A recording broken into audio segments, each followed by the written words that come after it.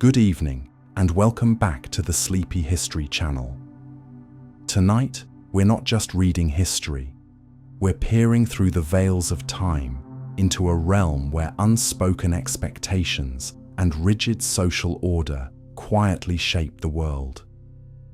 We'll be exploring the fascinating world of women's lives in the Victorian era, uncovering stories that time almost forgot. Before we begin, may I take a quiet moment to reach out to you?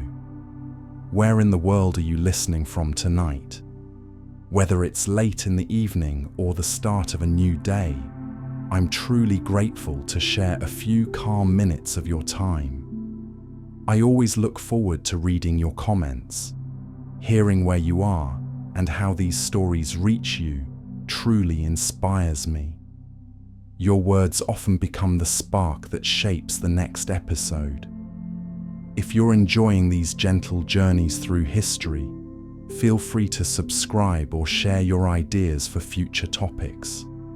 Your voice helps keep this little corner of history alive and this community growing. So now, get comfortable, settle in, and let the quiet echoes of Victorian England carry you away.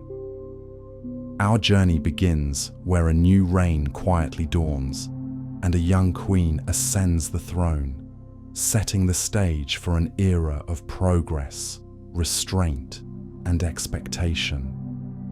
Now, let's begin.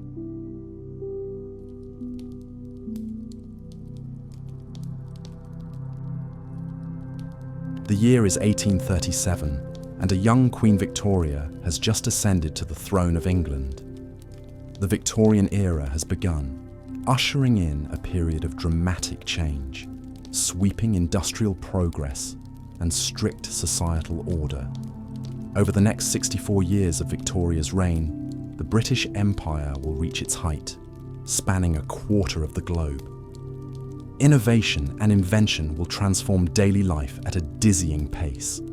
And yet, in this time of dizzying change, a woman's role remained rigidly defined and constrained. The life of a Victorian woman, from queen to pauper, was often one of hardship, repression, and shocking lack of agency. Over the next little while, as you rest and unwind, we'll explore the many complex facets of a Victorian woman's experience. We'll visit lavish manor houses and crowded city rooming houses, royal palaces, and gloomy brothels. We'll witness the quiet tragedy of thwarted ambitions and staggering maternal loss rates. But we'll also meet some extraordinary women who managed to rebel against the suffocating constraints of their era and fight for something better. So allow yourself to settle in, perhaps resting your eyes if you feel so called. Let the sounds of the modern world fade away as we travel back together to the gaslit streets, foggy moors, and grand brick facades of Victorian England. And let us begin by stepping into the most central aspect of a Victorian woman's identity, the hallowed sphere of the home. To properly set the scene, we need to understand that a Victorian woman's world was strictly divided between public and private, and a lady's proper place was firmly in the domestic realm. As author and critic John Ruskin famously declared in 1865, men and women were designed for separate spheres based on their inherently different natures.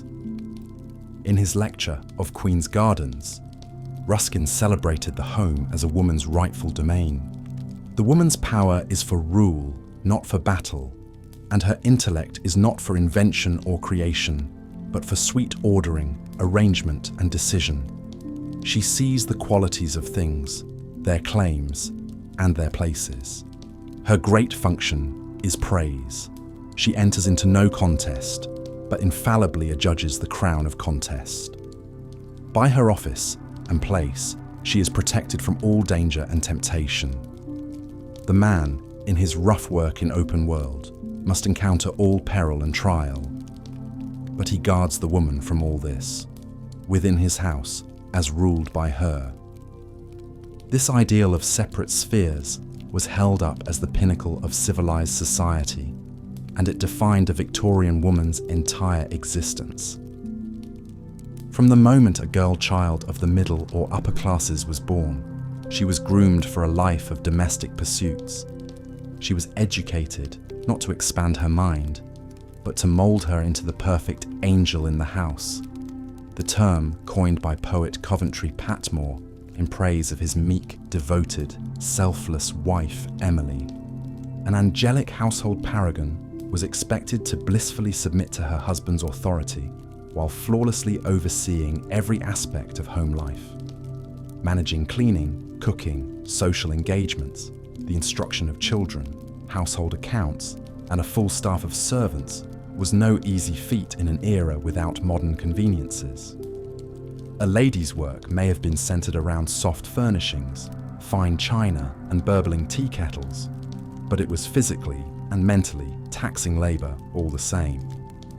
Perhaps no one captured the sheer complexity of a Victorian housewife's duties better than Mrs. Isabella Beeton, whose seminal 1861 domestic guide, Mrs. Beeton's Book of Household Management, became the indispensable Bible of the 19th century homemaker. Room by room and task by task, Mrs. Beeton scrupulously detailed the proper management of a Victorian home, from the slaughtering of livestock to the seasoning of soup to the weekly cleaning rota.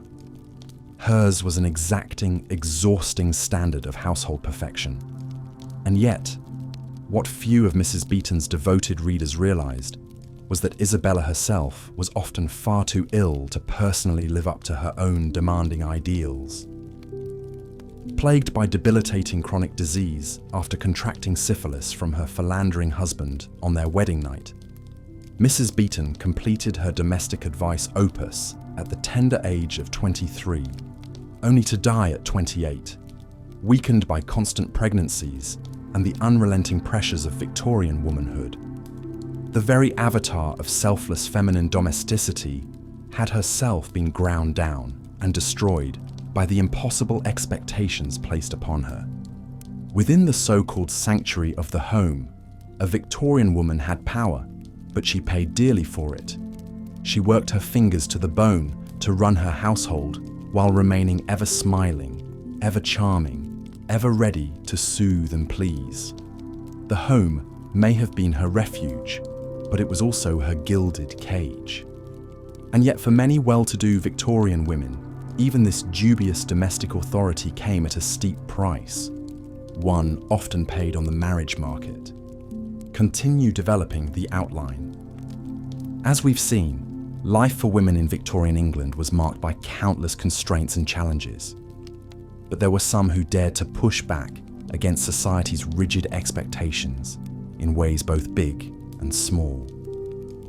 One such woman was Florence Nightingale, whose journey to become a nurse was far from easy.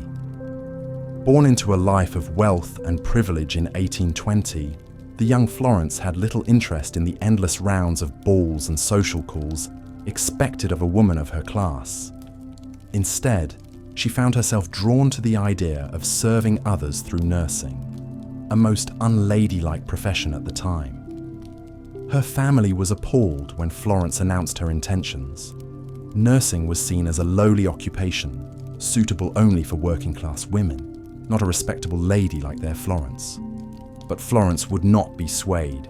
She had found her calling and was determined to answer it no matter the cost. In 1844, over the strong objections of her mother and sister, Florence enrolled as a nursing student at the Lutheran Hospital of Pastor Fleidner in Germany. It was a bold, nearly unheard of move for a young woman of her background. After completing her training, Florence returned to London, ready to put her skills to use. But she faced resistance at every turn. The doctors and male administrators at the hospitals where she worked doubted her competence and resented taking orders from a woman. Some even refused outright to work with her. Still, Florence persevered. Her defining moment came during the Crimean War.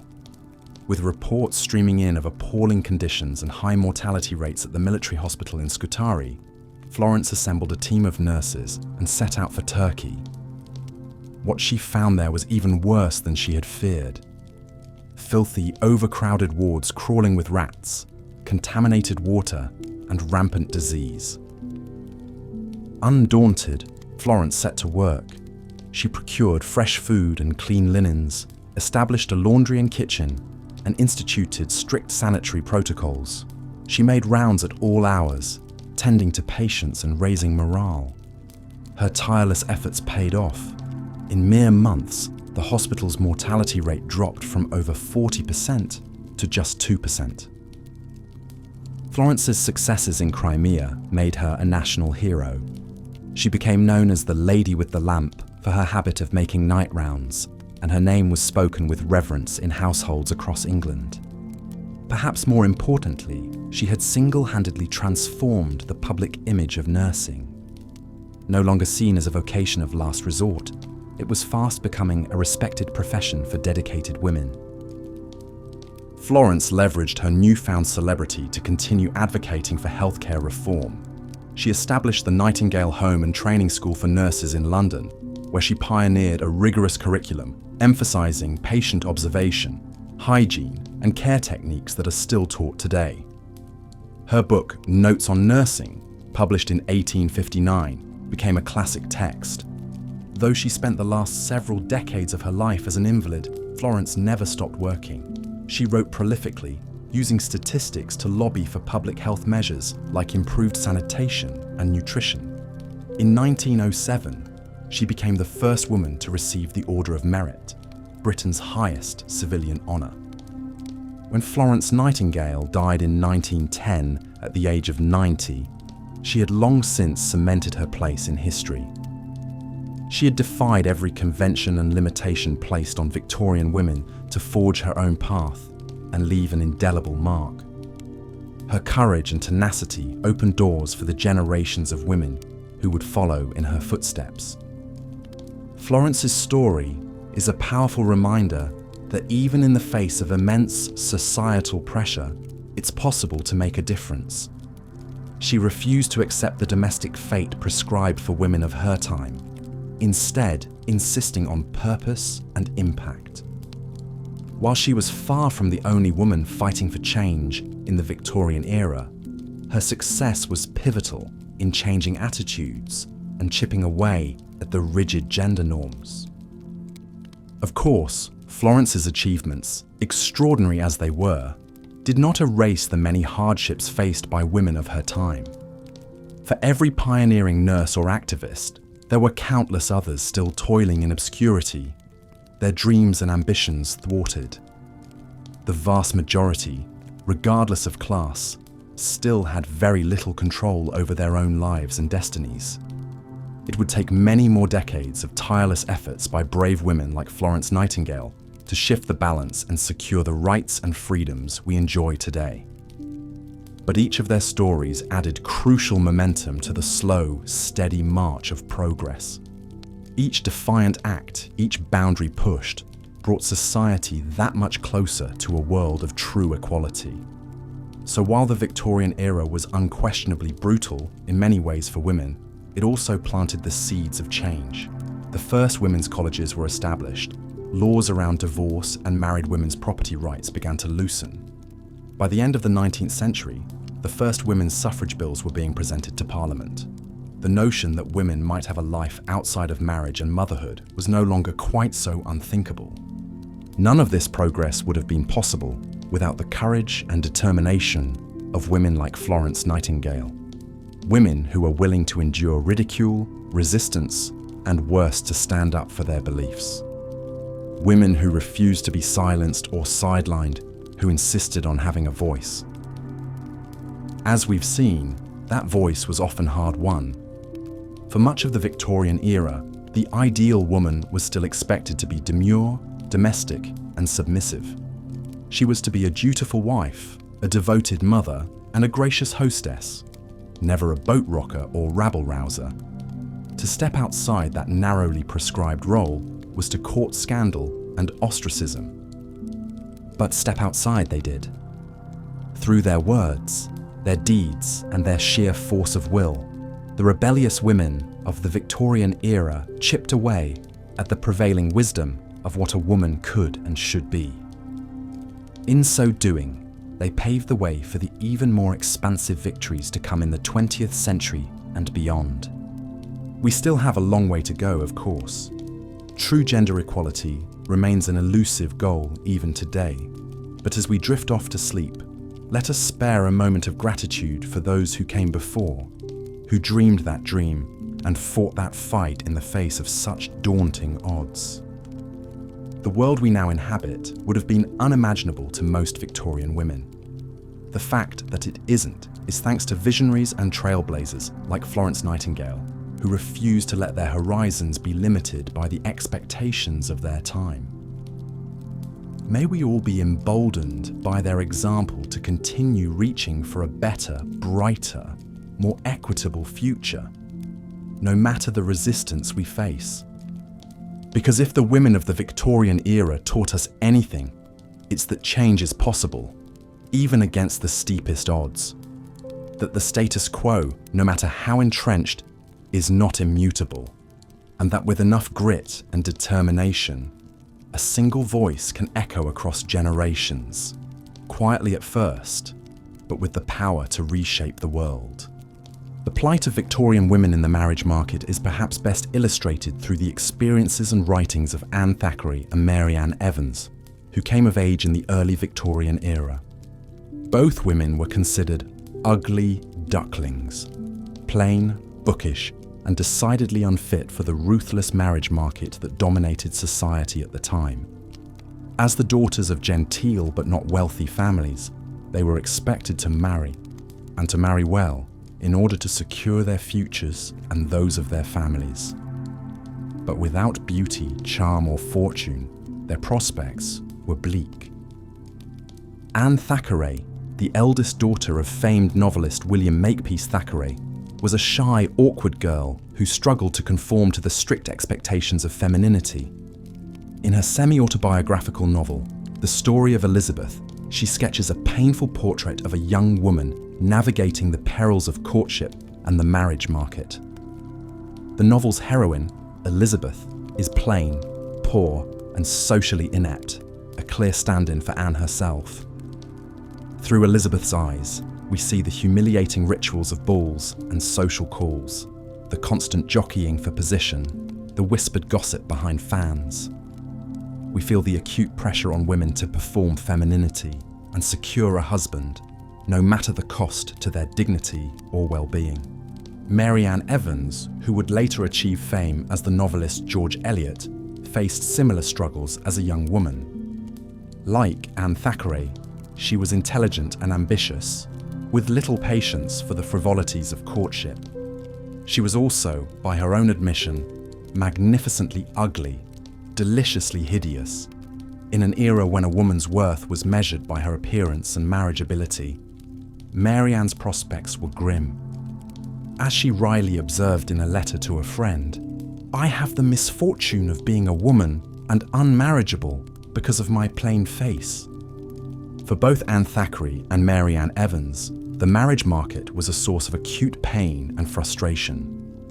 They chafed against the limitations placed on women, the stifling expectations of femininity, the lack of alternatives to marriage.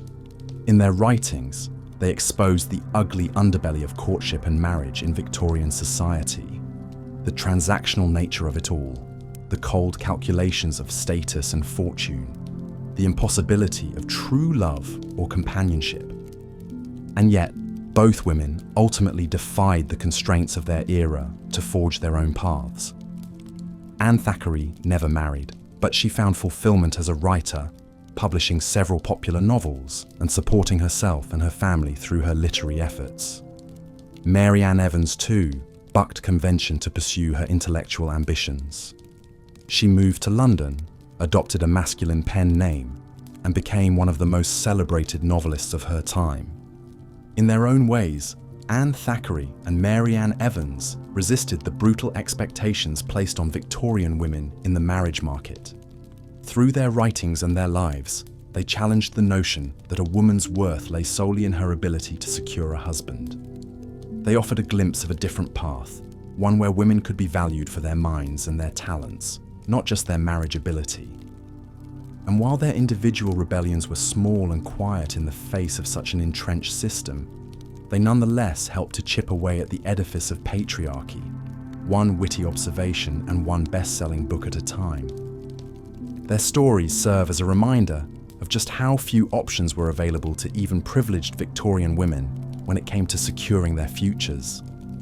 Without beauty, wealth, or social connections, women like Anne Thackeray and Mary Ann Evans were at the mercy of a system that saw them as little more than commodities to be traded on the marriage market.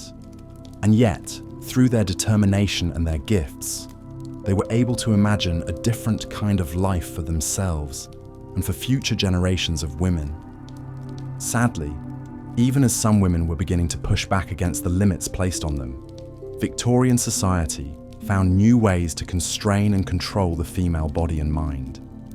One of the most insidious of these was the diagnosis of hysteria, a catch-all term for any kind of female malady or misbehavior.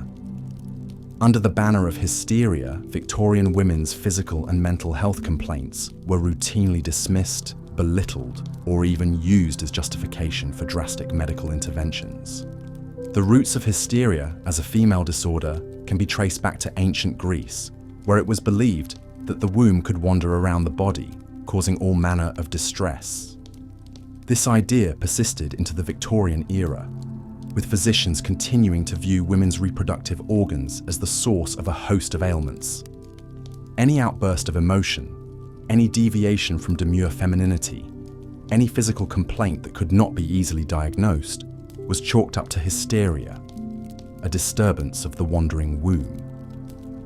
For Victorian women, the consequences of a hysteria diagnosis could be severe. At best, they might be prescribed rest cures, confinement to bed for weeks or months on end. At worst, they could be subjected to dangerous and destructive treatments, from purging and bleeding to cauterization of the genitals. Many women were committed to asylums for hysteria, their freedom and autonomy stripped away in the name of controlling their unruly female bodies. The case of Nanny Rhines offers a chilling glimpse into the ways hysteria was weaponized against women in Victorian society. Nanny, a lively young woman from a wealthy southern family, began to experience mysterious symptoms in her late teens: fatigue, headaches, fainting spells. Her concerned parents sent her to a series of doctors, all of whom diagnosed her with hysteria and prescribed various ineffectual treatments. As Nanny's condition worsened, her behavior became more erratic.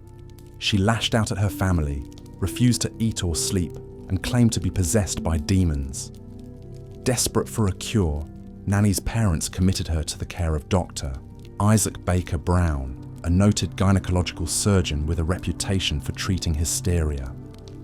Dr. Brown promptly diagnosed Nanny with hysteroepilepsy, a form of hysteria characterized by seizures and sexual mania. His prescribed treatment was clitoridectomy, the surgical removal of the clitoris. Nanny, like so many other women subjected to such barbaric cures, was left physically and emotionally scarred by her ordeal. She spent months recovering from the surgery, only to be told that her hysteria persisted. She was eventually committed to an asylum, where she spent the rest of her days in a state of quiet despair, her once vibrant spirit broken by the cruelties inflicted upon her in the name of medicine. Nanny's story is a stark reminder of the ways in which Victorian society pathologized and controlled women's bodies and minds. Under the guise of hysteria, any expression of female agency or distress could be ruthlessly suppressed.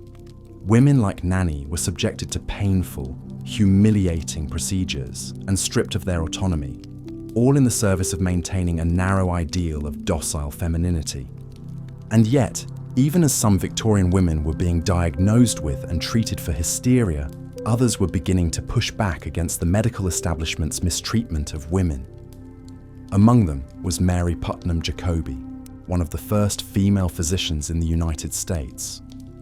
Jacobi, who studied medicine in Paris and New York, was a vocal critic of the hysteria diagnosis and its use as a tool of oppression against women. In her groundbreaking work, The Question of Rest for Women During Menstruation, Jacobi challenged the prevailing belief that women were inherently weak and sickly due to their reproductive systems. Through meticulous research and statistical analysis, she demonstrated that menstruation was a normal, healthy process that did not require rest or medical intervention. She also argued that the hysteria diagnosis was a catch-all term used to dismiss and control women rather than a legitimate medical condition. Jacobi's work, though controversial at the time, helped to chip away at the edifice of hysteria and the broader medicalization of women's bodies in Victorian society. She offered a vision of women as strong, capable, and in control of their own health and destinies. And while the hysteria diagnosis would persist well into the 20th century, Jacobi and other pioneering female physicians helped to lay the groundwork for a more enlightened and empowering approach to women's healthcare. As we've seen, the Victorian era was a time of immense challenges and constraints for women, from the stifling domestic sphere to the perils of the marriage market to the medicalization of their bodies and minds. But even in the face of such oppression, there were glimmers of hope and resistance. Women like Mary Putnam Jacobi, Mary Ann Evans, and Anne Thackeray found ways to defy the expectations placed upon them and carve out new paths for themselves and for future generations. And as the Victorian era drew to a close, the seeds of change that had been planted by these pioneering women began to bear fruit. The fight for women's suffrage, for access to education and professional opportunities, for bodily autonomy and freedom from male control would continue on into the 20th century and beyond. But the groundwork had been laid by the Victorian women who refused to accept the status quo, who pushed back against the constraints placed upon them, and who dared to imagine a different kind of world. As we reflect on the lives of Victorian women from the comfort of our modern vantage point, it's easy to feel a sense of relief and gratitude for how far we've come. We no longer live in a world where women are barred from universities, diagnosed with hysteria for expressing emotion, or bought and sold on the marriage market like chattel. And yet, the echoes of the Victorian era still reverberate in our own time. Women continue to face discrimination, harassment, and violence simply for being women. The beauty standards that tyrannize Victorian women may have shifted, but the pressure on women to conform to narrow ideals of femininity remains intense. And while women have made great strides in politics, business, and other male-dominated spheres, the playing field is still far from level. Perhaps then, the most enduring legacy of the Victorian women we've encountered is the spirit of resilience and resistance they embodied in the face of unimaginable odds. From Caroline Norton's fierce advocacy for married women's rights to Florence Nightingale's trailblazing work in nursing, to the quiet rebellions of Anne Thackeray and Mary Ann Evans against the marriage market, these women refused to accept the limitations placed upon them by society. They fought back in ways big and small against the forces that sought to control and diminish them. In doing so, they lit a flame that continues to burn today, a flame of hope, of defiance, of the unshakable conviction that a better world is possible. As we navigate the challenges and constraints of our own time, we can draw strength and inspiration from the Victorian women who came before us. We can honor their legacy by continuing to push back against oppression in all its forms, by refusing to be silenced or sidelined, by daring to imagine a world in which every woman can thrive and flourish on her own terms. The road ahead is long, and the obstacles are many. But as we look back on the lives of Victorian women, we are reminded that progress is possible, that change can happen, that even the most entrenched systems of power can be disrupted and transformed. And so we press on, in solidarity with our foremothers, and in hope for a brighter, more equitable future for all. As we come to the end of our journey through the world of Victorian women, we are left with a sense of awe at their resilience, their courage, and their unwavering determination in the face of unimaginable odds. From the suffocating confines of the domestic sphere to the brutal realities of the marriage market, to the medicalization and control of their bodies and minds, Victorian women faced a staggering array of challenges and constraints. And yet, as we've seen, they refused to be silenced or subdued.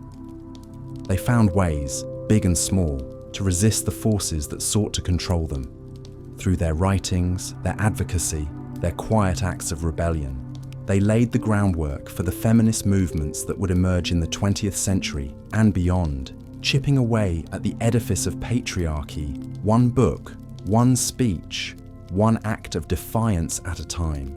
As we reflect on their legacy, it's easy to feel a sense of gratitude for the progress we've made since the Victorian era. Women today have access to education, professional opportunities, and legal rights that would have been unimaginable to our foremothers. We can vote, own property, control our own bodies and destinies in ways that Victorian women could only dream of. And yet, the fight for true gender equality is far from over. Women continue to face discrimination, harassment, and violence in every sphere of life.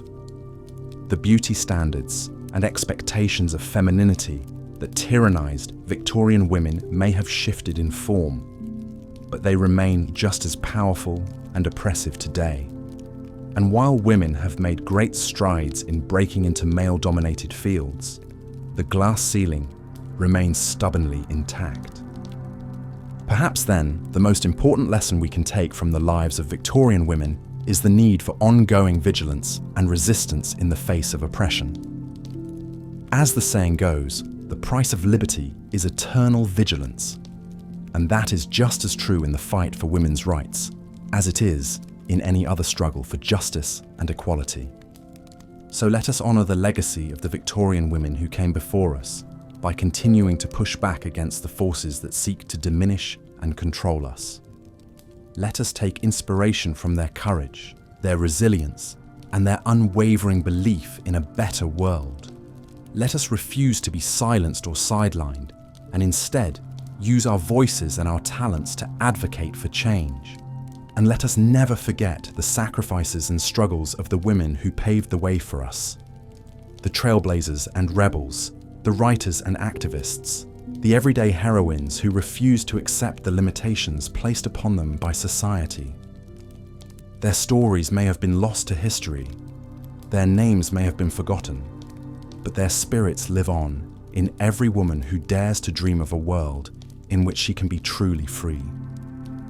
As we close this chapter on the lives of Victorian women, let us carry their legacy forward into the future. Let us continue to fight for a world in which every woman can thrive and flourish on her own terms, free from the constraints of gender, class, and oppression. Let us build upon the progress they made and tear down the barriers that still remain. And let us never, ever give up on the dream of a truly equal and just society for all.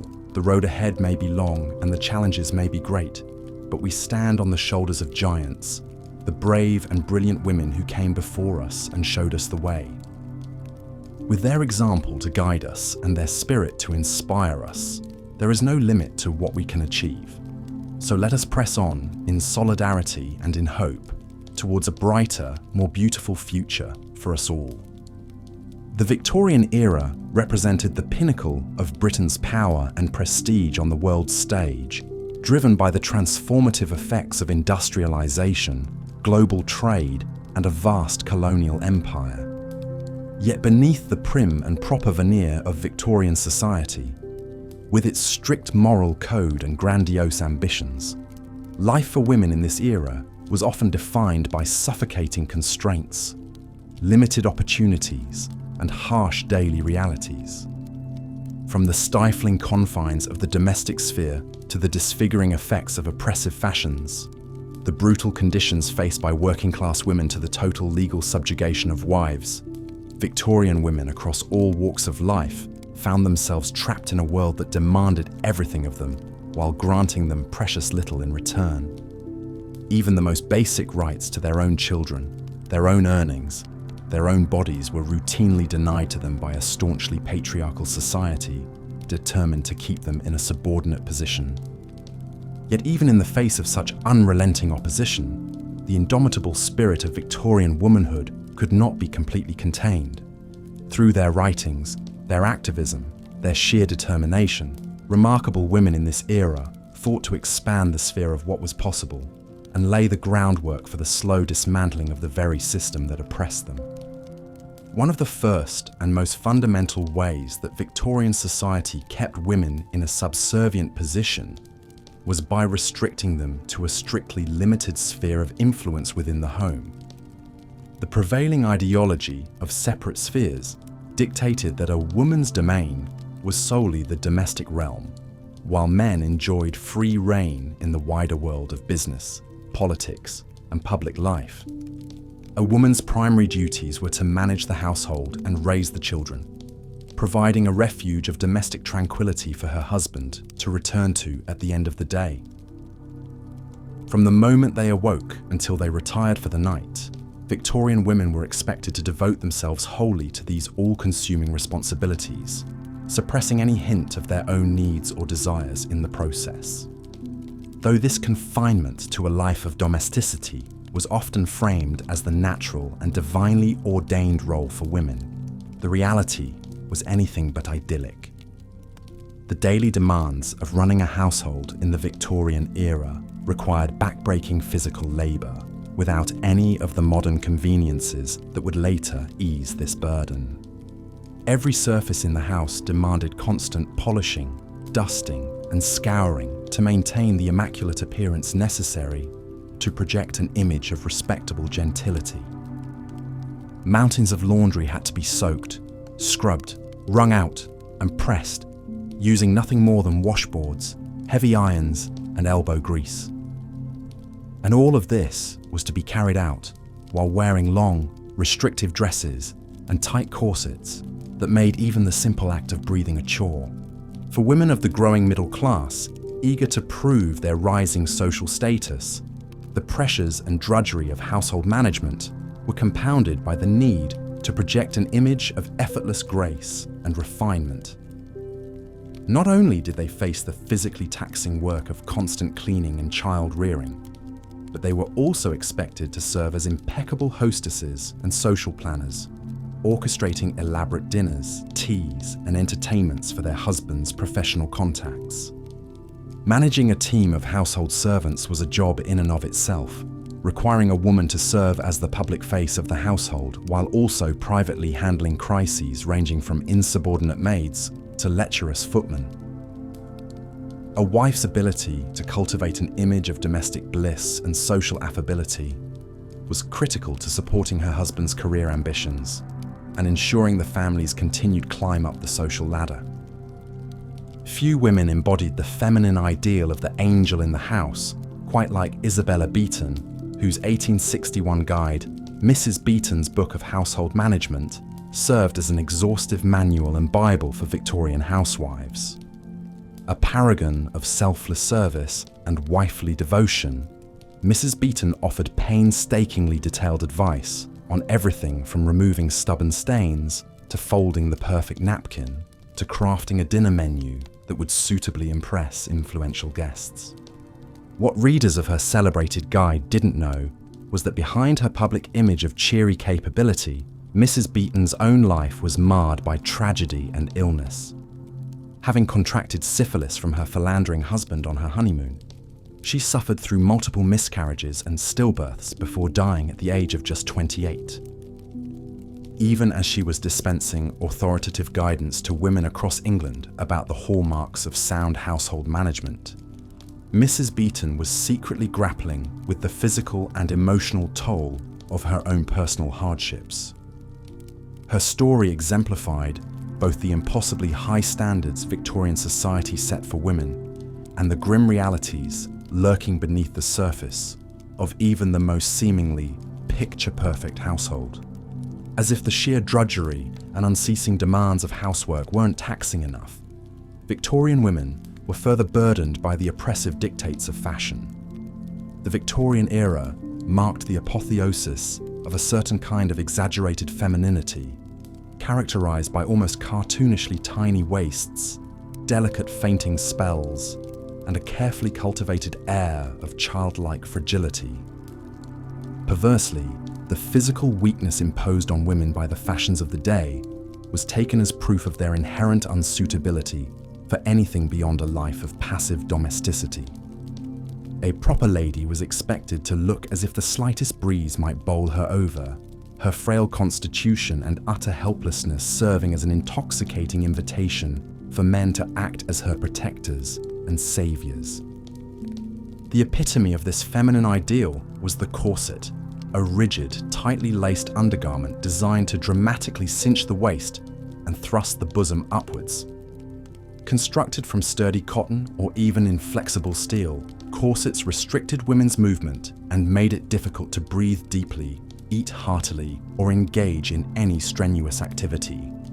Fainting, headaches, and digestive ailments were common side effects, as women's internal organs were mercilessly compressed in the quest for the perfect hourglass figure. Long-term health consequences could be even more severe, with the sustained pressure of corsets blamed for misshapen ribs, weakened abdominal muscles, and even the displacement of the liver. Yet no proper woman would dream of appearing in public, or even relaxing in her own home without being fully corseted. Not only would an uncorseted figure be deemed unsightly and unladylike, but it might also invite scandalous speculation about moral looseness and lack of breeding. The crushing pressure of corsets served as an apt metaphor for the constrained position of women in Victorian society as a whole. On top of their strangling undergarments, women were further weighed down by layer upon layer of heavy, cumbersome garments. A fashionable daytime ensemble could easily include a chemise, drawers, corset, corset cover, crinoline or bustle cage, petticoats, bodice and skirt, topped off with outerwear like jackets, capes, and shawls as needed. Simply getting dressed each morning with the assistance of a lady's maid could take well over an hour and leave a woman feeling exhausted before the day had even properly begun.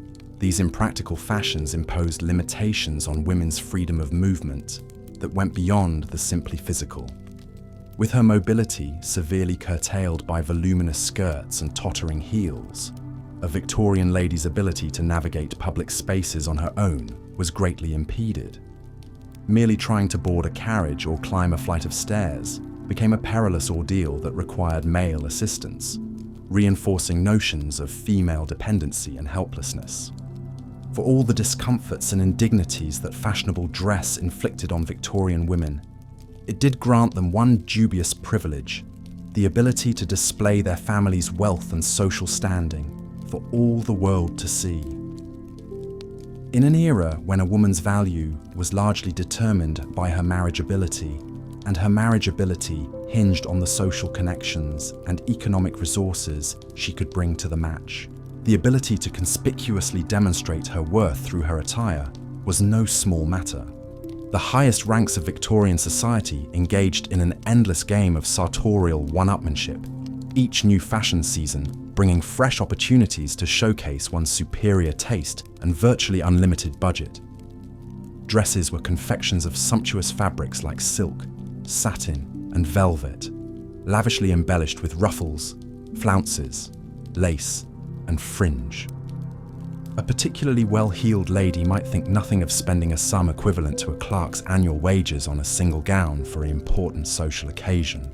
Of course, keeping up such appearances was a full-time occupation in itself, demanding an army of specialized assistants, including ladies' maids, hairdressers, milliners, dressmakers, and fashion advisors. Woe betide the woman who failed to keep up with the whims of fashion, or dared to be seen wearing the same dress twice in one season. Whispers and side-eyes from her social circle were sure to follow. For women of more modest means, the costly demands of fashionable dress could be a source of unending anxiety and self-denial. A middle-class housewife might scrimp and save for months to afford a single new gown, knowing that her family's social ambitions rested on her ability to maintain a respectable appearance. Women who couldn't afford to hire help were faced with the unenviable task of laundering and mending these complex garments on their own, a painstaking chore that only added to their domestic burdens. The rigid standards of Victorian beauty went beyond exaggerated hourglass figures and impractical frocks to encompass every aspect of a woman's deportment and appearance. At a time when a clear peaches and cream complexion was taken as a sign of refinement and delicacy, many women went to dangerous lengths to achieve an ivory pallor. Although Queen Victoria publicly declared the use of cosmetics vulgar, and by extension implied they were the province of actresses and prostitutes, a roaring trade nonetheless existed in lead-based face powders, mercury-laden skin lighteners, and arsenic complexion wafers. Ironically, the very cosmetic products women turned to in pursuit of an alabaster glow often contained toxic ingredients that ate away at their skin and caused tooth loss, hair loss, and a host of other health problems. Perhaps no one better embodied the perils of trying to live up to an impossible standard of beauty than Empress Elizabeth of Austria. Famed across Europe for her thick, floor-length chestnut hair, slim build, and finely chiseled features, Sissi was resented by her mother-in-law for being too beautiful to be an empress. In her quest to maintain an eternally youthful, slender appearance, Sissi devoted several hours each day to her beauty regimen, undergoing lengthy massages and hair grooming sessions, performing rigorous exercise routines, and subsisting on a near-starvation diet. As she aged, she became increasingly reclusive and anxious, demanding that no mirrors be placed in her chambers and refusing to have any portraits painted of her. Although Sissi was celebrated as the ultimate icon of aristocratic refinement and feminine beauty, in truth her life was a chronicle of thwarted ambitions, family tragedies, and intense physical and emotional strain. In trying to mold herself into an ornamental showpiece whose value lay entirely in her looks, she found herself trapped in a gilded cage of her own making, forever chasing after an image of perfection that left no room for her humanity. The streets of Victorian London bustled with life. Horse-drawn carriages clattered over cobblestones, newspaper boys shouted the latest headlines, and bewhiskered gentlemen in top hats strode past with canes in hand. But amidst the sights and sounds of this rapidly modernizing city, one half of the population remained tucked away behind closed doors, their voices muffled and their troubles unseen. For women in Victorian England, life was a series of harsh constraints and heavy expectations, their worlds confined to the domestic sphere. A proper Victorian lady's sole purpose was to be an angel in the house, a virtuous, submissive wife and mother whose life revolved around the home. From the moment she awoke until she drifted off to sleep, her day was filled with a never-ending litany of household duties. She oversaw the kitchen and the cooking, ensuring that meals were prepared promptly and to her husband's liking. She directed a staff of servants, managing their work with a firm but ladylike hand. And she laboured over the mending and sewing, her nimble fingers stitching by candlelight, late into the night. But the work of the Victorian housewife was not merely physical, it was also social and emotional. A woman was expected to be the beating heart of the home, creating a warm and welcoming environment for her family. She planned dinner parties and tea socials, spending hours carefully crafting guest lists and menus that would reflect well upon her husband's status. She fretted over the children's moral upbringing, their education, and their prospects, knowing that their futures rested heavily on her shoulders. It was an exhausting existence, one that left little room for personal fulfillment or self-care. But there was one Victorian woman who seemed to have it all figured out, Mrs. Isabella Beeton, the Martha Stewart of her day. Born in 1836, Isabella was a curious and intelligent child who loved to read and write. She married a wealthy publisher named Samuel Beeton when she was just 20 years old. and soon found herself thrust into the role of Victorian housewife. But rather than buckling under the pressure, Isabella thrived. She threw herself into learning everything she could about cooking, cleaning, and household management, and began writing articles for her husband's magazines, sharing her knowledge with other women. In 1861, at the tender age of 25, she published her masterwork, Mrs. Beeton's Book of Household Management. The book was a sensation, selling over 60,000 copies in its first year alone. It contained over 900 recipes, as well as detailed instructions on everything from budgeting to childcare to the proper way to fold a napkin. For Victorian women, it was a lifeline, a guide to help them navigate the complex and often contradictory expectations placed upon them. But what readers didn't know was that behind Mrs. Beeton's perfect facade lay a woman struggling with chronic illness. Isabella suffered from debilitating migraines and digestive issues and was frequently bedridden for days at a time. She wrote much of her famous book while in constant pain, propped up on pillows with a writing desk across her knees. In many ways, Isabella's story encapsulates the plight of the Victorian woman. Outwardly poised and capable, but inwardly strained under the weight of societal pressure.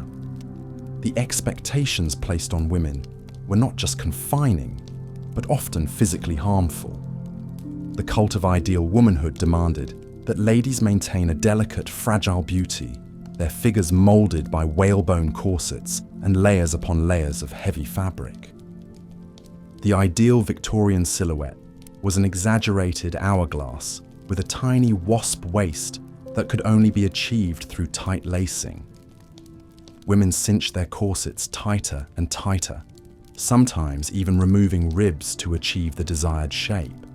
The consequences were disastrous for their health: compressed organs, restricted breathing, and even deformities of the skeleton.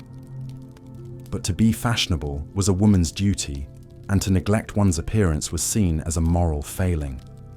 Wealthy women changed their outfits multiple times a day, requiring the assistance of a lady's maid to navigate the intricacies of petticoats, bustles, and crinolines. They endured the pinch of too small shoes and the scrape of stiff collars, all in the name of presenting a pleasing picture to the world. The pressure to be beautiful even extended to the skin. Pale, translucent complexions were prized as a sign of delicacy and refinement, and women went to great lengths to avoid the sun's darkening rays. They swathed themselves in shawls and gloves and carried parasols to protect their lily-white skin. Some even resorted to dangerous cosmetics to achieve the desired look, smoothing lead-based powders onto their faces and eating chalk to maintain a sickly pallor. One woman who took this obsession with beauty to extremes was Empress Elizabeth of Austria, known to her adoring public as 𝐶𝐶. Born into Bavarian royalty in 1837, 𝐶𝐶 was famed for her gorgeous waist-length chestnut hair, her porcelain skin, and her impossibly slender figure. She was seen as the ultimate embodiment of feminine beauty, and her image was fetishized throughout Europe. But behind closed doors, 𝐶𝐶 was a deeply troubled woman grappling with the pressures of her role. She was desperately unhappy in her marriage to Emperor Franz Joseph and found the rigid etiquette of the Viennese court stifling. She coped by retreating into a world of punishing beauty rituals, exercising fanatically and eating barely enough to survive. 𝐶𝐶 spent hours each day tending to her hair and skin, applying secret concoctions made of crushed strawberries, raw veal, and lard. She laced her corset ever tighter, at one point achieving an astonishing 16-inch waist. And she pushed her body to the limit with long hikes and fencing sessions, even when pregnant or ill.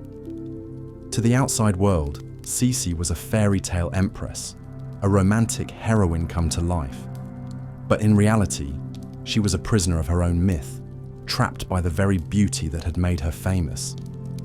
Her story is a tragic example of how the Victorian cult of femininity could consume a woman's life, reducing her to nothing more than a decorative object. And for most women, even achieving that level of ornamental status was an impossible dream. The vast majority of Victorian women were not wealthy aristocrats or royal empresses, but ordinary middle and working class ladies with few options in life. The respectable roles open to them were severely limited.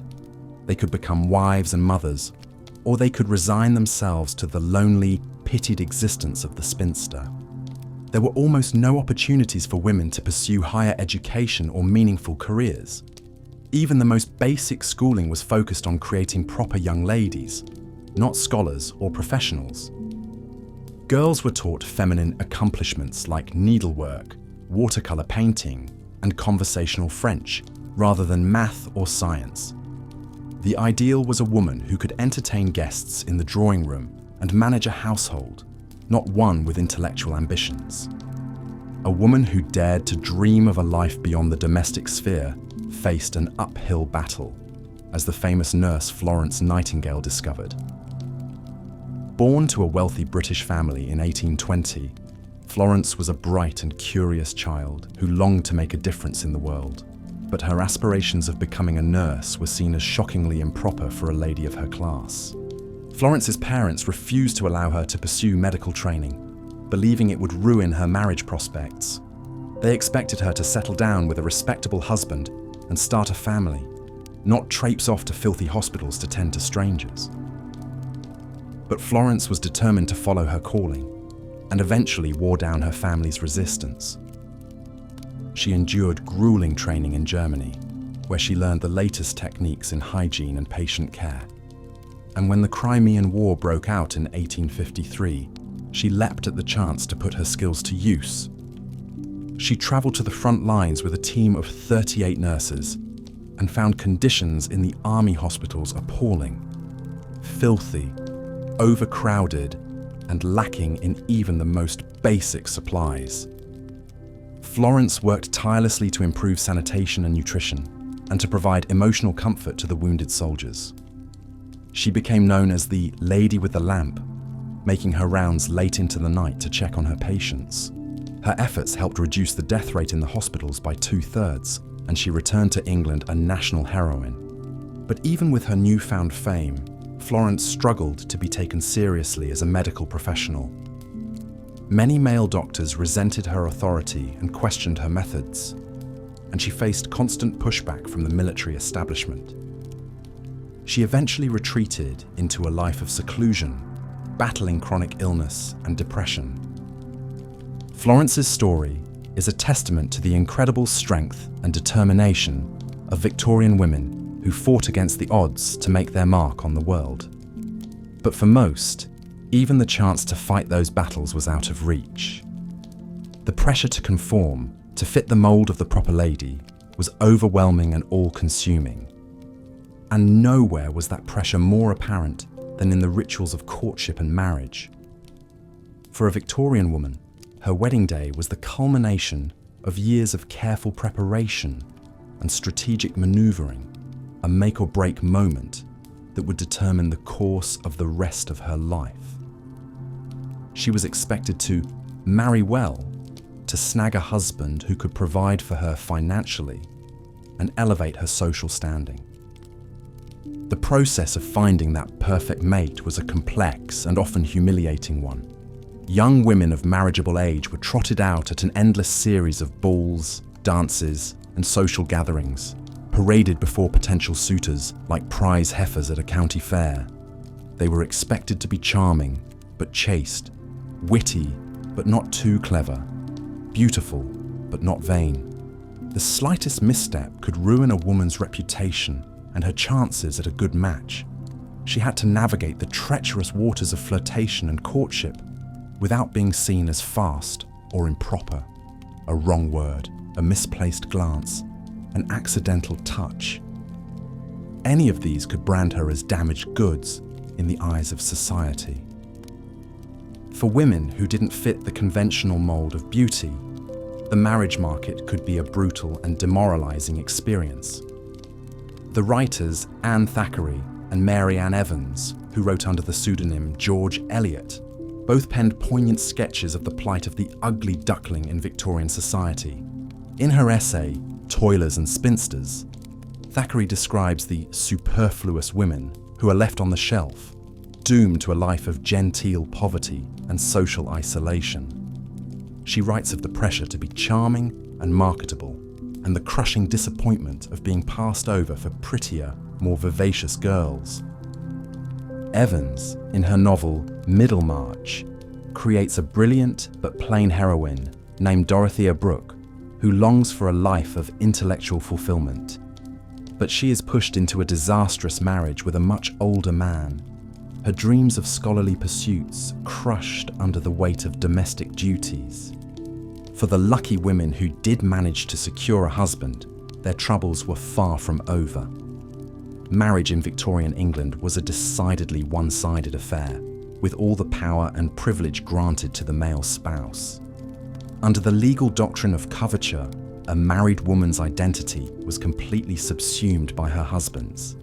She became, in essence, his property, with no rights to her own body, her children, or her possessions.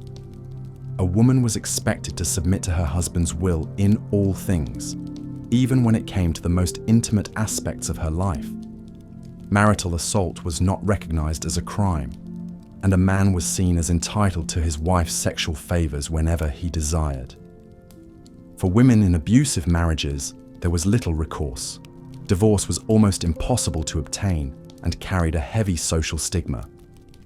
The story of Caroline Norton, a beautiful and talented writer, illustrates the injustice of the Victorian marriage laws. Trapped in a miserable union with a violent drunkard, Caroline was denied access to her own earnings and barred from seeing her children when she finally left him. She channeled her grief and rage into a campaign to change the laws, writing passionate letters and pamphlets arguing for women's rights. Her efforts helped lead to the passage of the Custody of Infants Act in 1839, which gave mothers the right to petition for custody of their children under the age of 7. And her later work helped pave the way for the Matrimonial Causes Act of 1857, which made divorce more accessible and allowed women to keep their own property in a separation. But while Caroline's story had a relatively happy ending, for most Victorian women, marriage was a life sentence of drudgery and sacrifice. And the greatest sacrifice of all was often on the altar of motherhood. In an era without reliable birth control, married women faced the constant spectre of pregnancy, their bodies ravaged by the toll of bearing and burying child after child. Childbirth itself was a harrowing and dangerous ordeal, with no pain relief and often unsanitary conditions. Women routinely died in labour or from infections contracted during the birthing process. And even if they survived, they faced the heartbreak of losing their babies to disease, malnutrition, or simple bad luck. Queen Victoria herself was no stranger to the sorrows of motherhood. Though she famously adored her husband Prince Albert and took great joy in her 9 children, she also suffered devastating losses. Her second daughter, Princess Alice, died at the age of 35 from diphtheria contracted while nursing her own sick child. And her youngest son, Prince Leopold, was a haemophiliac who died at just 30 years old from a brain hemorrhage. In her letters and diaries, Victoria writes movingly of the anguish of outliving her children and of the burden of being a mother in an age of such precarity. She also struggled with the demands of royal motherhood, feeling constrained and overwhelmed by the constant pressure to produce heirs and manage a large household. For less privileged women, the strains of motherhood were even more acute. Working-class mothers had to balance childcare with grueling factory labour or domestic service, often leaving their infants in the care of older siblings or inexperienced neighbours. They returned to work mere days after giving birth, their bodies still raw and bleeding, because they could not afford to lose their jobs. And for those women who could not or did not want to have children, the stigma was intense. Spinsters were seen as failed women, their barrenness a mark of shame and inadequacy. They were often relegated to the margins of society, living on the charity of family members, or scraping by as underpaid governesses or companions. The plight of the Victorian spinster is captured poignantly in the novel Cranford by Elizabeth Gaskell. The book follows the lives of a group of unmarried women in a small English village, their days filled with the small dramas of tea parties and gossip. But beneath the surface, there is a deep sadness and sense of missed opportunity, a yearning for a life that has been denied to them. Gaskell herself knew the pain of being a single woman in Victorian society. She married relatively late in life at the age of 31 and had to endure years of pity and condescension from friends and family. And when her husband died just 6 years later, leaving her with 2 young daughters to support, she turned to writing as a means of survival. For Gaskell and other women writers of the period, literature was a way to explore the inner lives of women, to give voice to their struggles and their triumphs.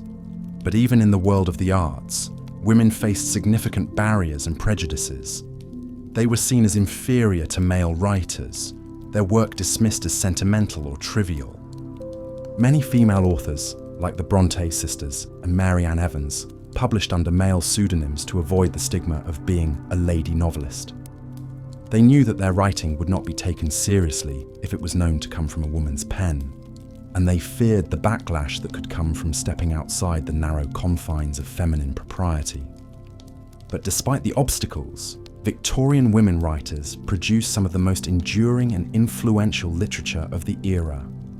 From the Gothic romances of the Brontes to the social realism of Gaskell and Eliot, their work challenged the prevailing stereotypes of women and explored the complex realities of their lives.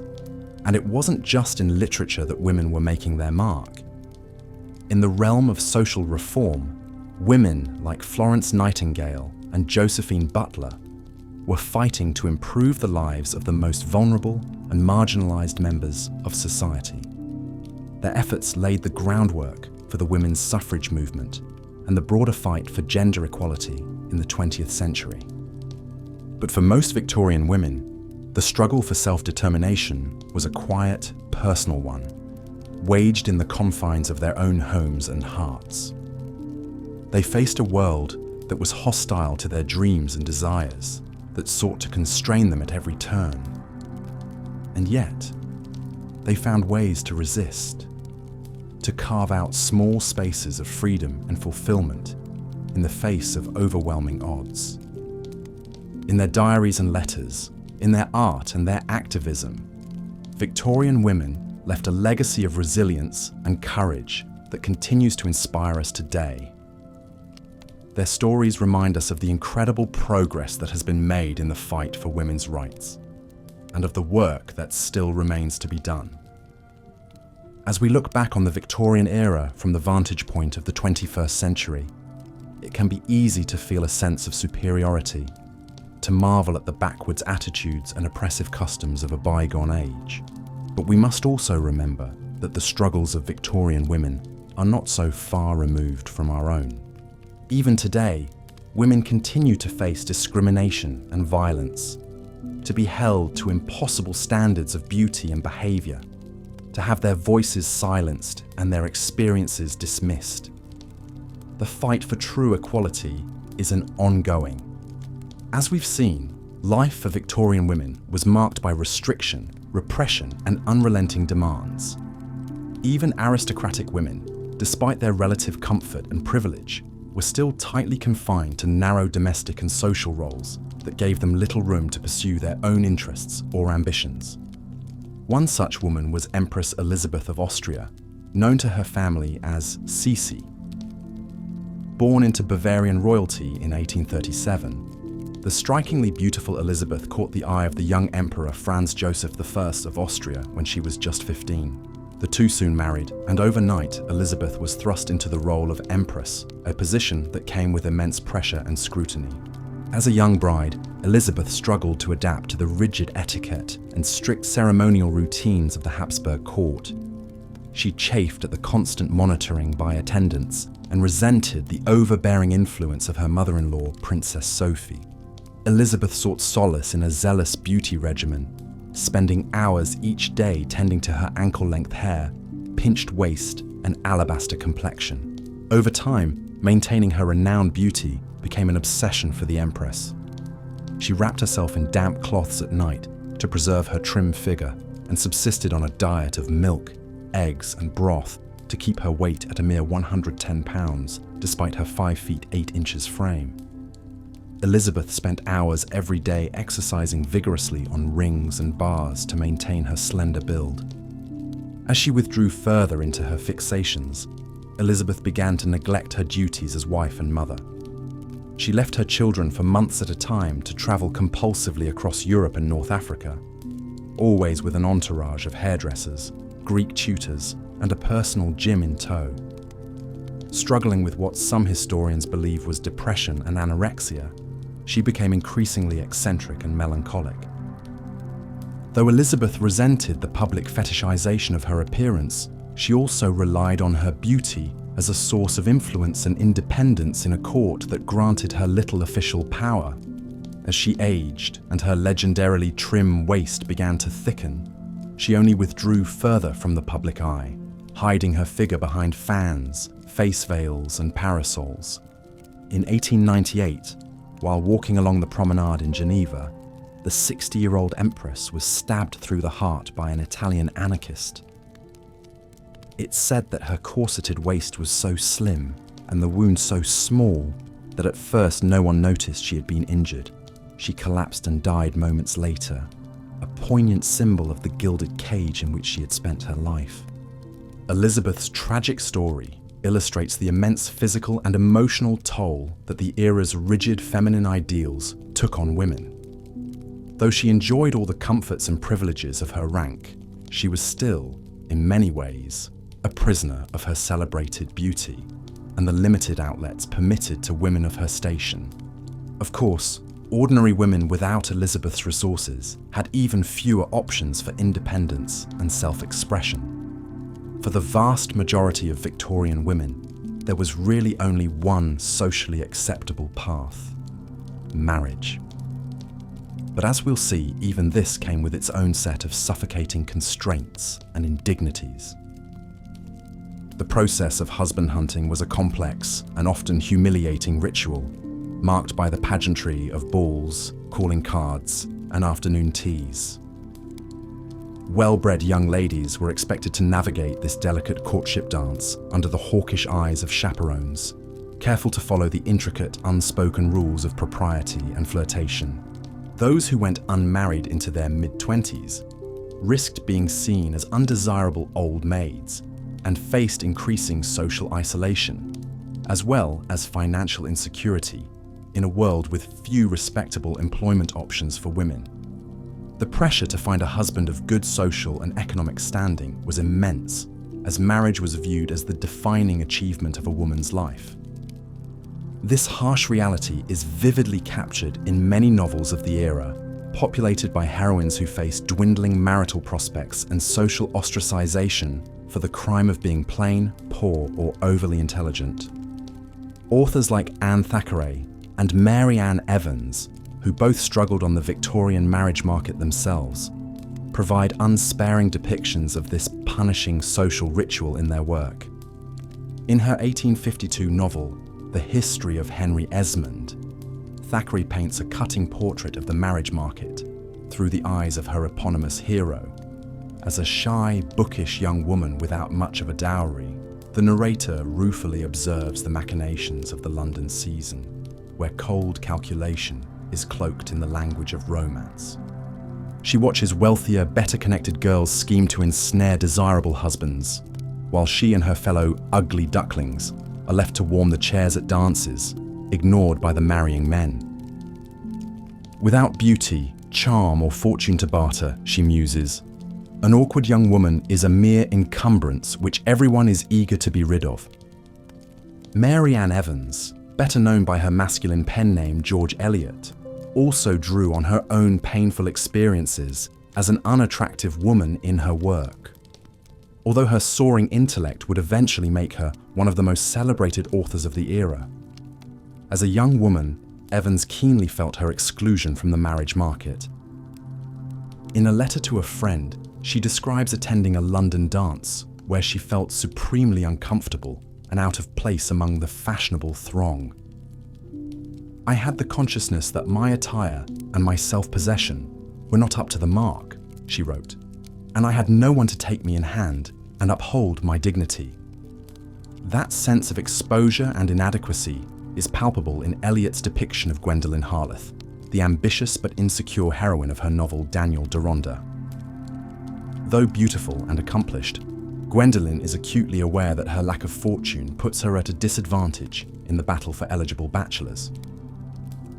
When a socially desirable suitor begins to court her, she agonizes over how to respond, torn between her yearning for independence and her fear of ending up a penniless spinster.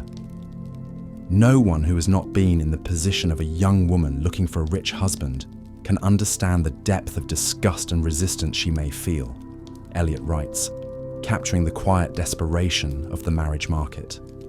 For women like Gwendolen, Anne Thackeray's Wallflower, and countless real-life Victorian brides, the sought-after wedding day was not a romantic culmination, but a kind of surrender. In a world that offered women so few paths to security or self-determination, donning the wife's ring and veil often felt more like a trap than a triumph. And in fact, Victorian marriage could become a kind of gilded cage for many women, who found themselves legally and economically subsumed by their husbands. Under the doctrine of coverture, a married woman had no independent legal identity. She could not own property, control her own earnings, or even have guardianship over her children. For women unlucky enough to find themselves yoked to abusive or dissolute husbands, this complete legal dependence could spell disaster. With divorce prohibitively difficult and expensive to obtain, many wives simply had to endure mistreatment with no real recourse. One woman who took on the injustice of Victorian marital law was Caroline Norton, a society beauty and acclaimed author who found herself in a nightmare marriage. After her violent, vindictive husband George kicked her out and denied her access to her 3 young children, Norton discovered she had no legal right to see them. Incensed, she channeled her anguish into activism, becoming a vocal advocate for women's custodial rights.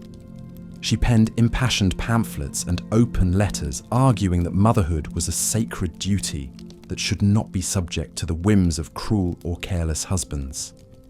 Norton's tireless campaigning helped push through the Custody of Infants Act in 1839, which gave mothers the right to petition for custody of their children up to the age of 7 and access thereafter. It was a groundbreaking first step in establishing women's parental rights, though true equality was still a long way off. Norton next set her sights on the question of women's property rights, another area where wives were utterly dependent on male beneficence. Under coverture, any wealth or property a woman brought into a marriage immediately became her husband's, to dispose of as he pleased. A wife had no right to her own inheritances or earnings, even if she was the sole breadwinner. This injustice was laid bare in Norton's own experience, when her estranged husband vindictively laid claim to the royalties from her successful books, leaving her unable to support herself and her children. "I was working for my bread, and the law takes my bread away from me," she wrote in fury. Again, Norton threw herself into the fight, lobbying MPs, writing articles, and gathering testimony from women who had been left destitute by feckless or greedy husbands. After years of dogged campaigning, her efforts bore fruit in the Married Women's Property Act of 1870, which granted wives limited control over their own earnings and inheritances. It was another crucial victory, though married women would not gain full property rights on par with men until 1882, 5 years after Norton's death. Her legacy, however, was sealed as one of the earliest and most effective advocates for Victorian women's legal and economic emancipation. Of course, the law was not the only force constraining women in marriage. The physical perils and indignities of constant childbearing also took an immense toll.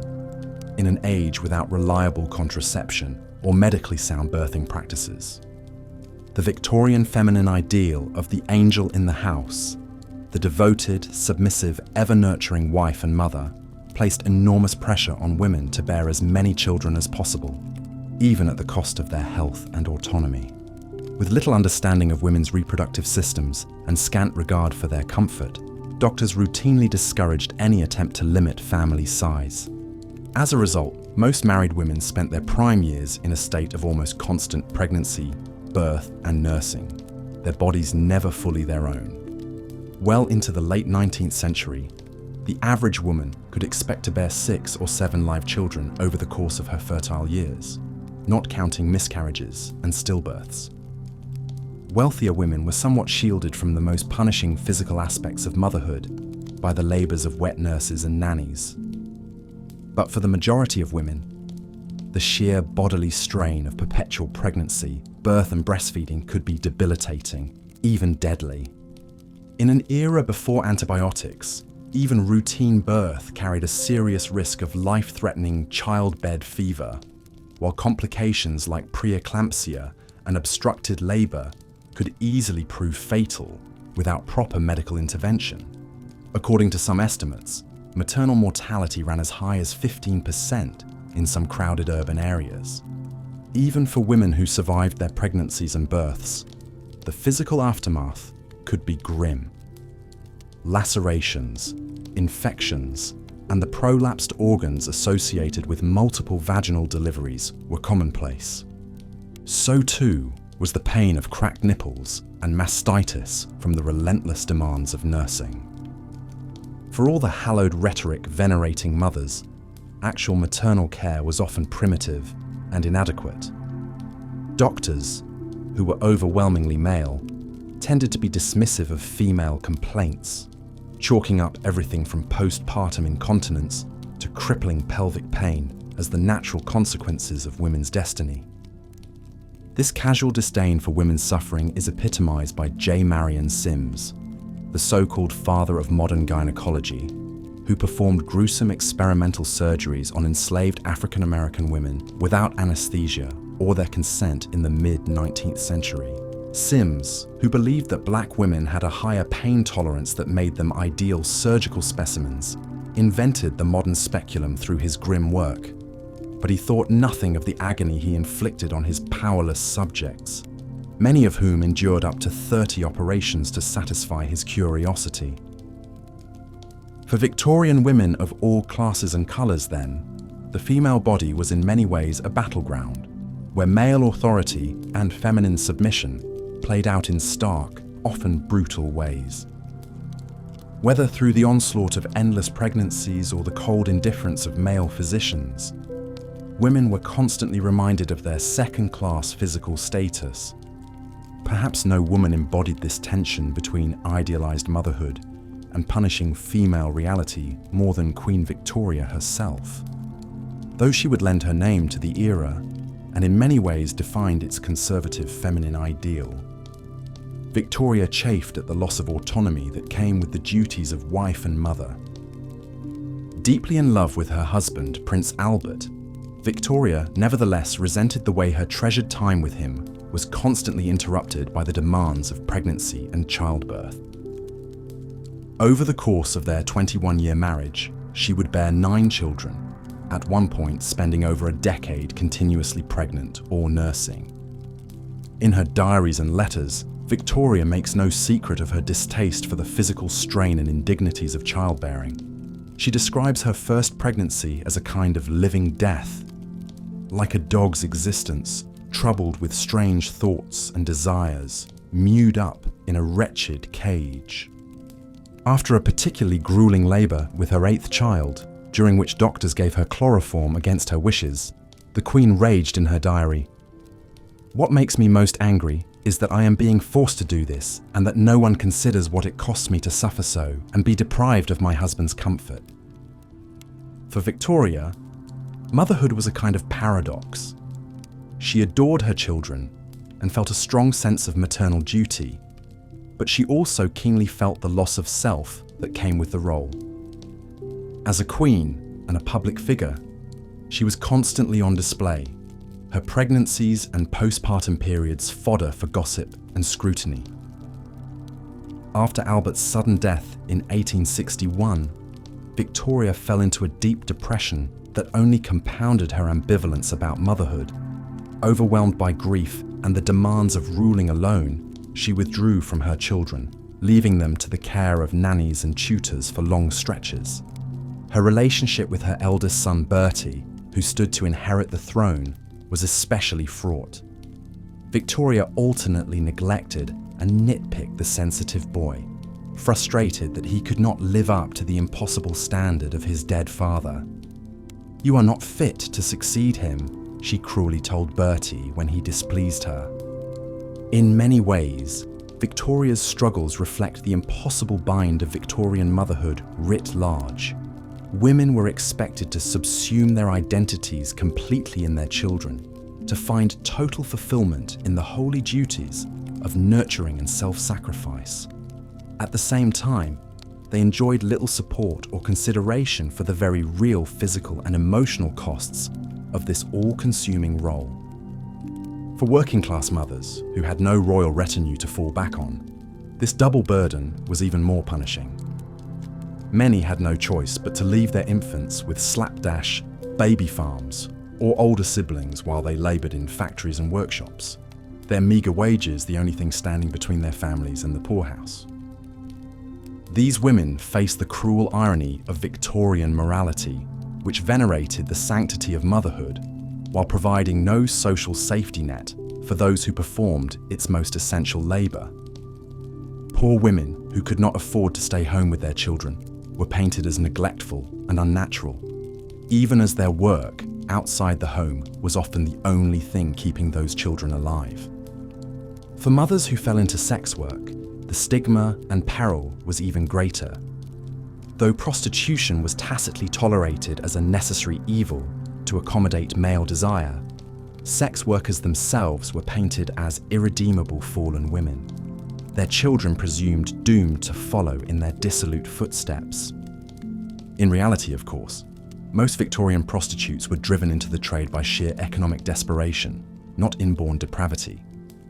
With few respectable jobs available to unskilled women, selling sex was often the only way to keep body and soul together, especially for those burdened with hungry mouths to feed. One such woman was Sarah Hicks, a London prostitute who recorded her harrowing life story in an 1887 memoir. Orphaned at a young age and left with a baby brother to support, Hicks reluctantly turned to sex work as the only way to keep them both off the streets. In her telling, the life of a prostitute was one of constant danger, degradation, and physical suffering.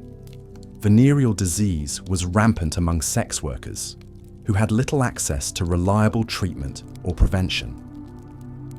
Hicks describes the agony of syphilitic sores and the desperate measures women would resort to in an attempt to cure them, from mercury rubs to carbolic acid douches. Violence, too, was an ever-present threat in a world where men viewed prostitutes as disposable vessels for their basest urges.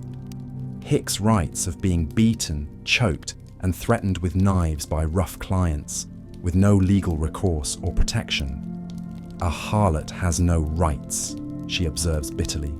"She is a creature to be used and abused at will."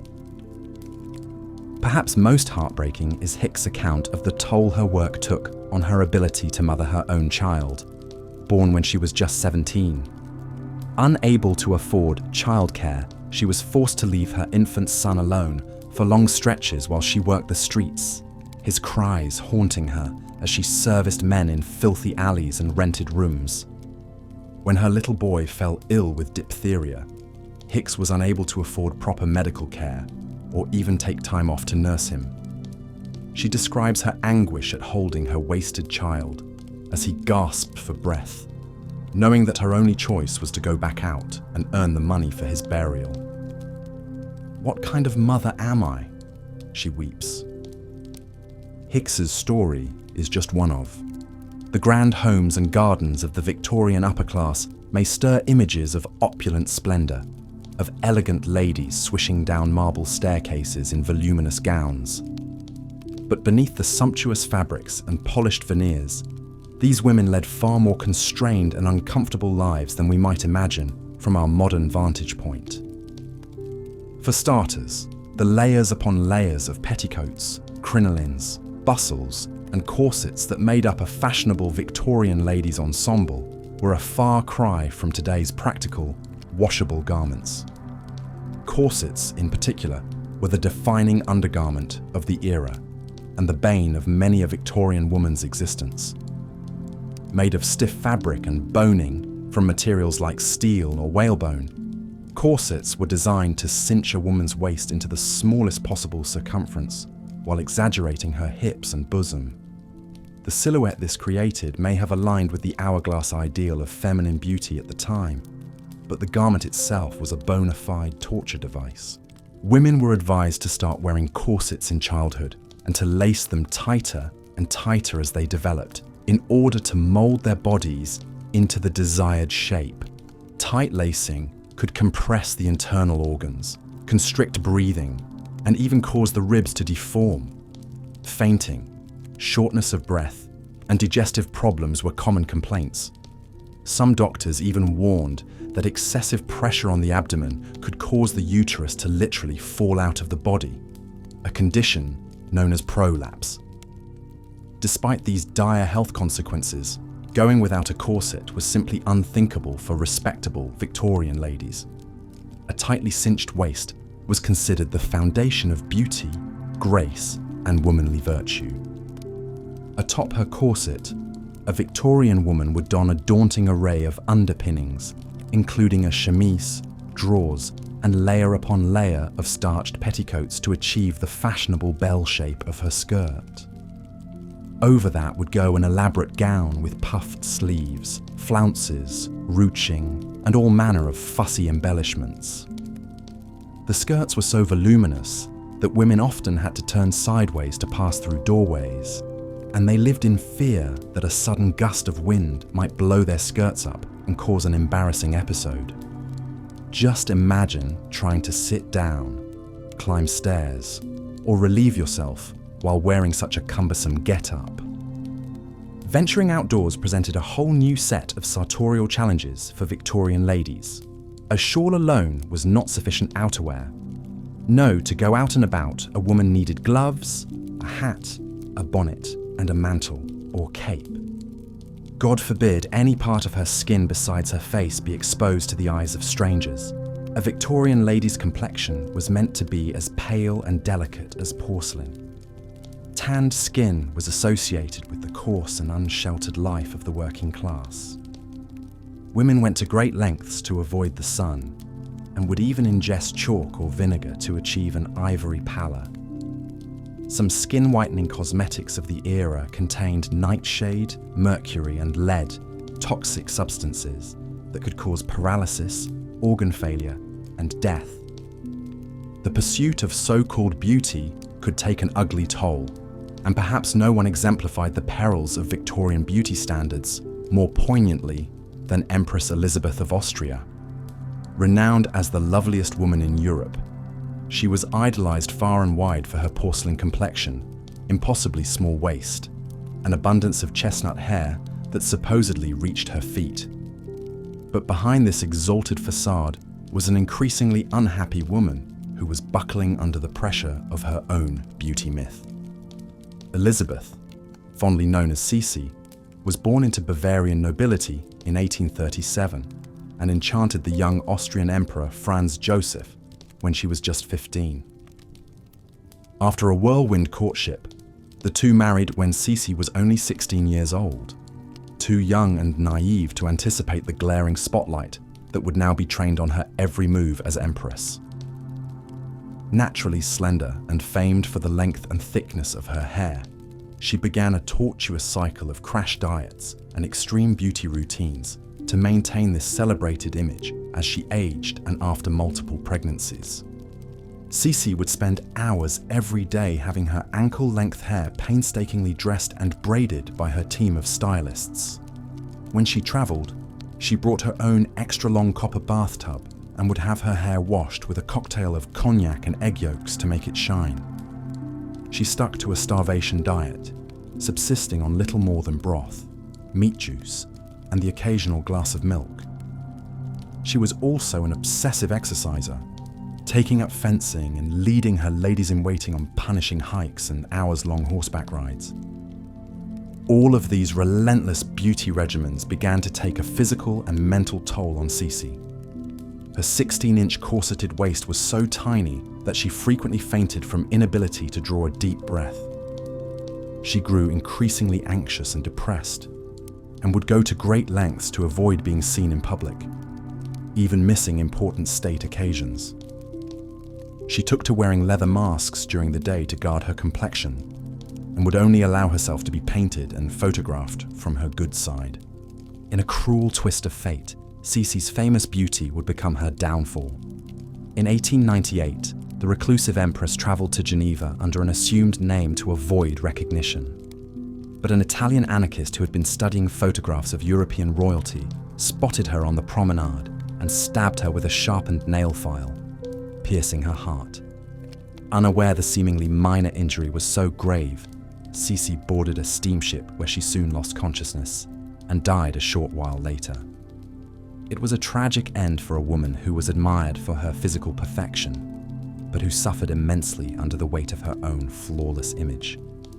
Yet even for women who were not international celebrities, the Victorian obsession with a particular standard of feminine beauty took a steep toll. Attaining the coveted pale and dainty look meant a cloistered, indoor life with little physical exercise or activity, the very opposite of what we now know is required for physical and mental health. Donning layer upon layer of cumbersome clothing restricted freedom of movement and made even simple actions into a chore. And these were just the struggles faced by upper and middle-class women who could afford to devote themselves to such time-consuming and expensive beauty regimens in the first place. Working-class women were simultaneously shamed for their sun-weathered skin and indelicate figures, yet lacked the resources or the leisure to transform themselves into such ornamental ideals of femininity.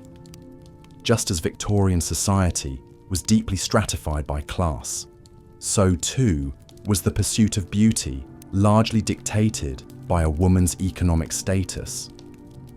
The fashions may have changed with time, but the expectation that women should suffer for beauty has endured in its own way.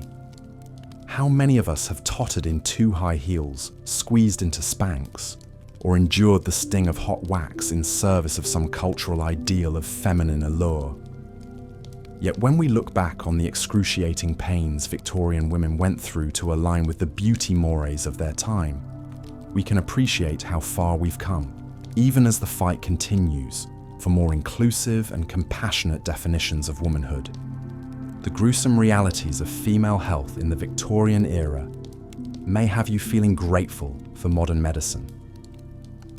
But at the time, most physicians were still woefully ignorant about women's bodies and health issues. Any malady a woman suffered, whether physical or psychological, was likely to be dismissed as hysteria. This catch-all diagnosis stemmed from the ancient Greek notion that a wandering uterus caused all manner of female illnesses. Even respected medical texts of the day espoused such unscientific ideas. It's no wonder that many Victorian women were reluctant to consult male doctors about intimate matters. Modesty was paramount, and disrobing for an exam would have felt scandalous. Most physicians had a poor understanding of the female anatomy anyway, having only studied it in theory. The tortuous-looking metal speculums of the day probably didn't help matters either. Women's normal biological functions were pathologized and little understood. Menstruation was seen as a debilitating condition that made women unfit for higher education or demanding careers. Menopausal women were pitied as dried-up crones or feared as unhinged madwomen. Pregnancy and childbirth themselves were treated like a 9-month malady. In the face of constant pregnancies, Victorian women went to desperate lengths to limit their family size. Unreliable folk methods of birth control, like withdrawal or the rhythm method, were common. Condoms existed, but were more often used in brothels than respectable bedrooms. Some women resorted to toxic douching solutions made with ingredients like lead, carbolic acid, or mercury. For a woman who found herself with an unwanted pregnancy, options were bleak. Abortion was illegal and could be punishable by life in prison. Some abortionists used grisly methods involving sharp instruments or toxic substances. Botched abortions could easily lead to hemorrhage, infection, or death. Still, many women felt they had no choice but to risk it. Even for a wanted pregnancy, the idea of confinement for childbirth was a source of dread. Women gave birth at home, sequestered in their chambers for weeks. Pain relief was limited, and labour practices were often more influenced by Victorian notions of propriety than by medical evidence. Modesty dictated that women labour in restrictive gowns and lie flat on their backs, making the process all the more difficult. Puerperal or childbed fever was the scourge of new mothers. We now know it's caused by streptococcal bacteria, but Victorian doctors often failed to wash their hands or properly clean instruments between patients. Overused forceps and tears from unassisted deliveries provided ample opportunity for infection to set in. Even in the best hospitals, maternal mortality rates were a horrifying 10 to 30%. One of the most egregious chapters in Victorian women's health came from a doctor who rose to great fame and fortune by preying on vulnerable women. James Marion Sims, the so-called father of gynecology, developed his groundbreaking surgical techniques by experimenting on enslaved black women. In the 1840s, Sims ran a makeshift hospital out of his Alabama slave quarters. There, he performed excruciatingly painful operations on at least 10 enslaved women. He was seeking a surgical cure for vesicovaginal fistula, a debilitating complication of prolonged labor. But he did so using enslaved women as unwilling, unconsenting test subjects. Sims claimed to be acting in his patients' interests, but his unethical practices betrayed his racist worldview.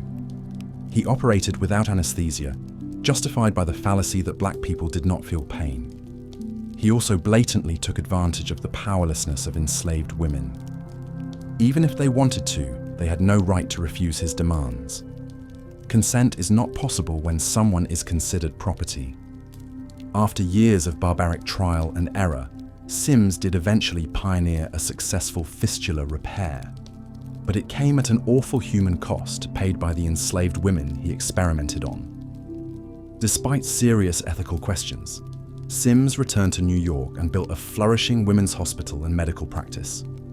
He eventually became president of the American Medical Association. The exploitation of disempowered women sadly crops up over and over again in the history of women's health. Victorian physicians were able to take shocking liberties with female patients who had little choice or recourse. Enslaved women, poor women, and any deemed mentally unfit were especially vulnerable to medical abuses. These stomach-churning tales cast a harsh light on Victorian medicine's ignorance and misogyny. Modern women's health is by no means perfect, but we can be grateful for major strides in knowledge, consent, and compassionate care. Grisly horrors inflicted on long-suffering Victorian women paved the way for crucial reforms and improved practices.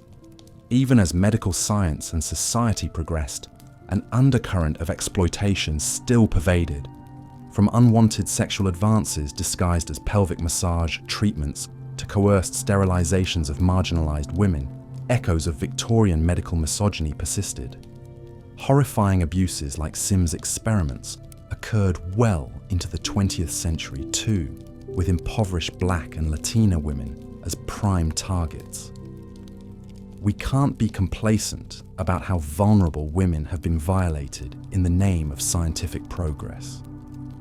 Even the world-changing advent of contraceptive pills came out of troublingly unethical trials on women in Puerto Rico in the 1950s. The spectre of the unscrupulous Victorian male doctor taking advantage of disempowered female patients has been hard to completely banish. But as difficult as these histories are to reckon with, they need to be confronted to address ongoing inequalities and abuses. Victorian women's lack of rights left them woefully unprotected from a host of indignities and dangers. With limited control over their bodies, finances, or futures, many women had to simply endure mistreatment in silence. But some brave individuals fought back against oppressive systems, planting the seeds of reform. One such woman was Josephine Butler, a passionate advocate for Victorian sex workers. Having witnessed firsthand the desperation of women driven to prostitution by poverty, she was moved to take action. Butler campaigned tirelessly to repeal the Contagious Diseases Acts of the 1860s. These discriminatory laws forced suspected prostitutes to undergo invasive internal exams and imprisoned them in lock hospitals if found to have venereal disease. To Victorian sensibilities, Butler was a scandalous firebrand for openly discussing sex work and sexually transmitted infections. She toured the country giving provocative public talks and publishing pamphlets with titles like "The Constitution Violated." Butler argued that the Contagious Diseases Acts deprived poor women of basic rights and treated them like criminals, while male clients went unpunished. Butler faced immense public hostility for her activism on behalf of fallen women, seen as the lowest of the low in Victorian society. She received death threats, and her meetings were often violently broken up by angry mobs. But Butler also shrewdly built alliances with other social movements, arguing that the Contagious Diseases Acts violated all women's hard-won rights of habeas corpus. If poor women suspected of prostitution could be plucked off the street and subjected to degrading exams against their will, were any women truly free and equal? Butler and her allies' message was controversial, but undeniably powerful. In 1886, they succeeded in getting the Contagious Diseases Acts repealed, a major victory for disempowered women, though she didn't put it in these terms at the time. Butler struck an early blow for female bodily autonomy. Her conviction that even the most marginalized women deserved basic human rights was revolutionary for the time. The idea that women should have a voice in the laws and policies that govern their lives lies at the heart of the women's suffrage movement that was brewing at the time. Early Victorian feminists had advocated for women's rights in various forms throughout the mid-19th centuries, from Caroline Norton's fight to reform marital property laws, to Barbara Bowditchen's campaigns for women's access to education and professions. But the fight for the vote became a defining struggle that brought women's rights into the mainstream. As with any movement, there were tensions and differing visions for how women's suffrage would take shape. Millicent Fawcett favoured a moderate, step-by-step path to enfranchisement, focusing on proving women's respectability and fitness for civic participation. She helped secure important milestones like the right for women to vote in local elections and to attend university. On the other end of the spectrum, Emmeline Pankhurst took a more militant tack with her Women's Social and Political Union. Deeds, not words, was their rallying cry, as suffragettes chained themselves to government buildings, smashed windows, and went on hunger strikes in prison. These polarizing tactics kept women's suffrage in the headlines, but also provoked backlash. Divisions aside, both Fawcett's and Pankhurst's organizations were instrumental in making votes for women a defining political issue by the early 1900s. Their dedicated grassroots organizing and relentless advocacy laid the groundwork for the momentous 1918 Representation of the People Act, which granted suffrage to British women over 30 who met certain property qualifications. A decade later, it was expanded to all women over 21 on equal terms with men.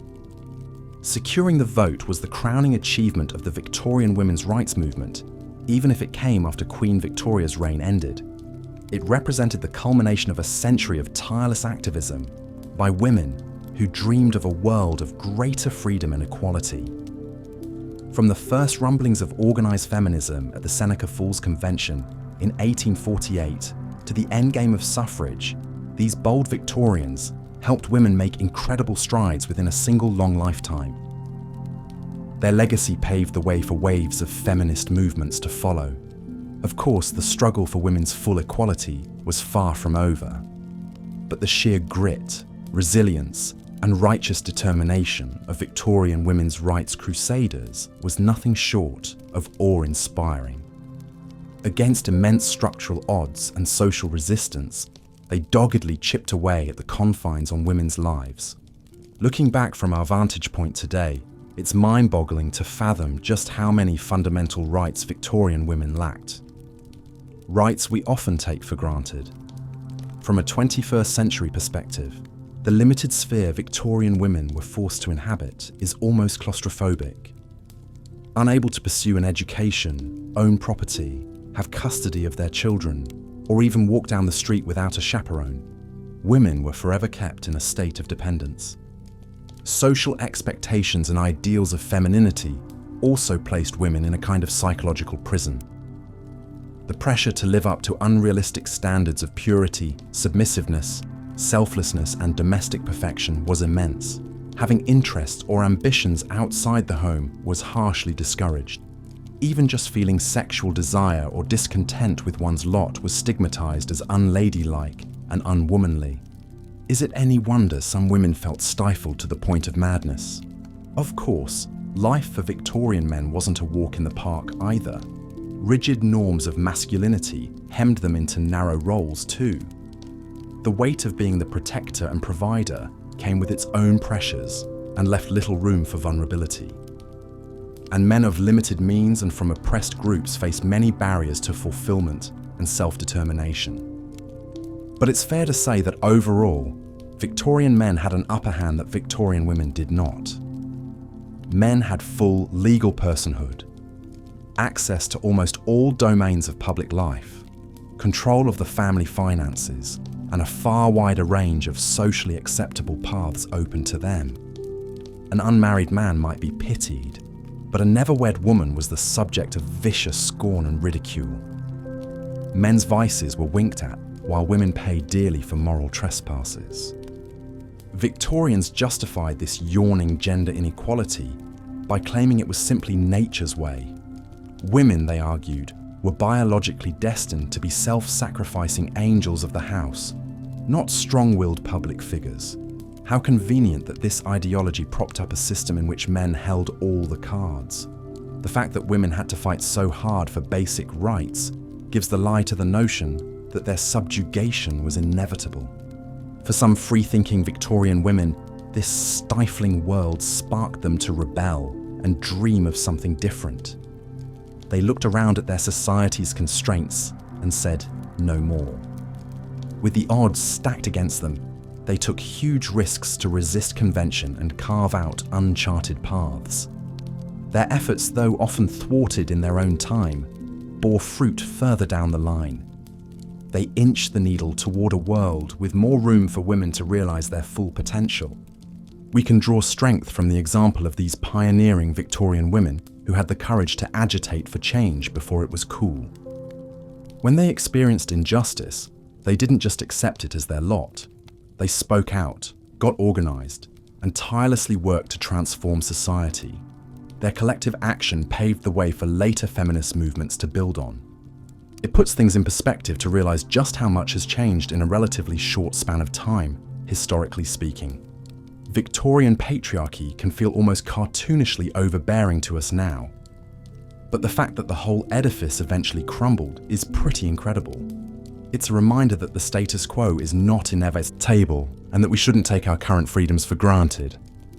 Of course, we've still got a long way to go until we achieve the kind of world our feminist forebears dreamed of.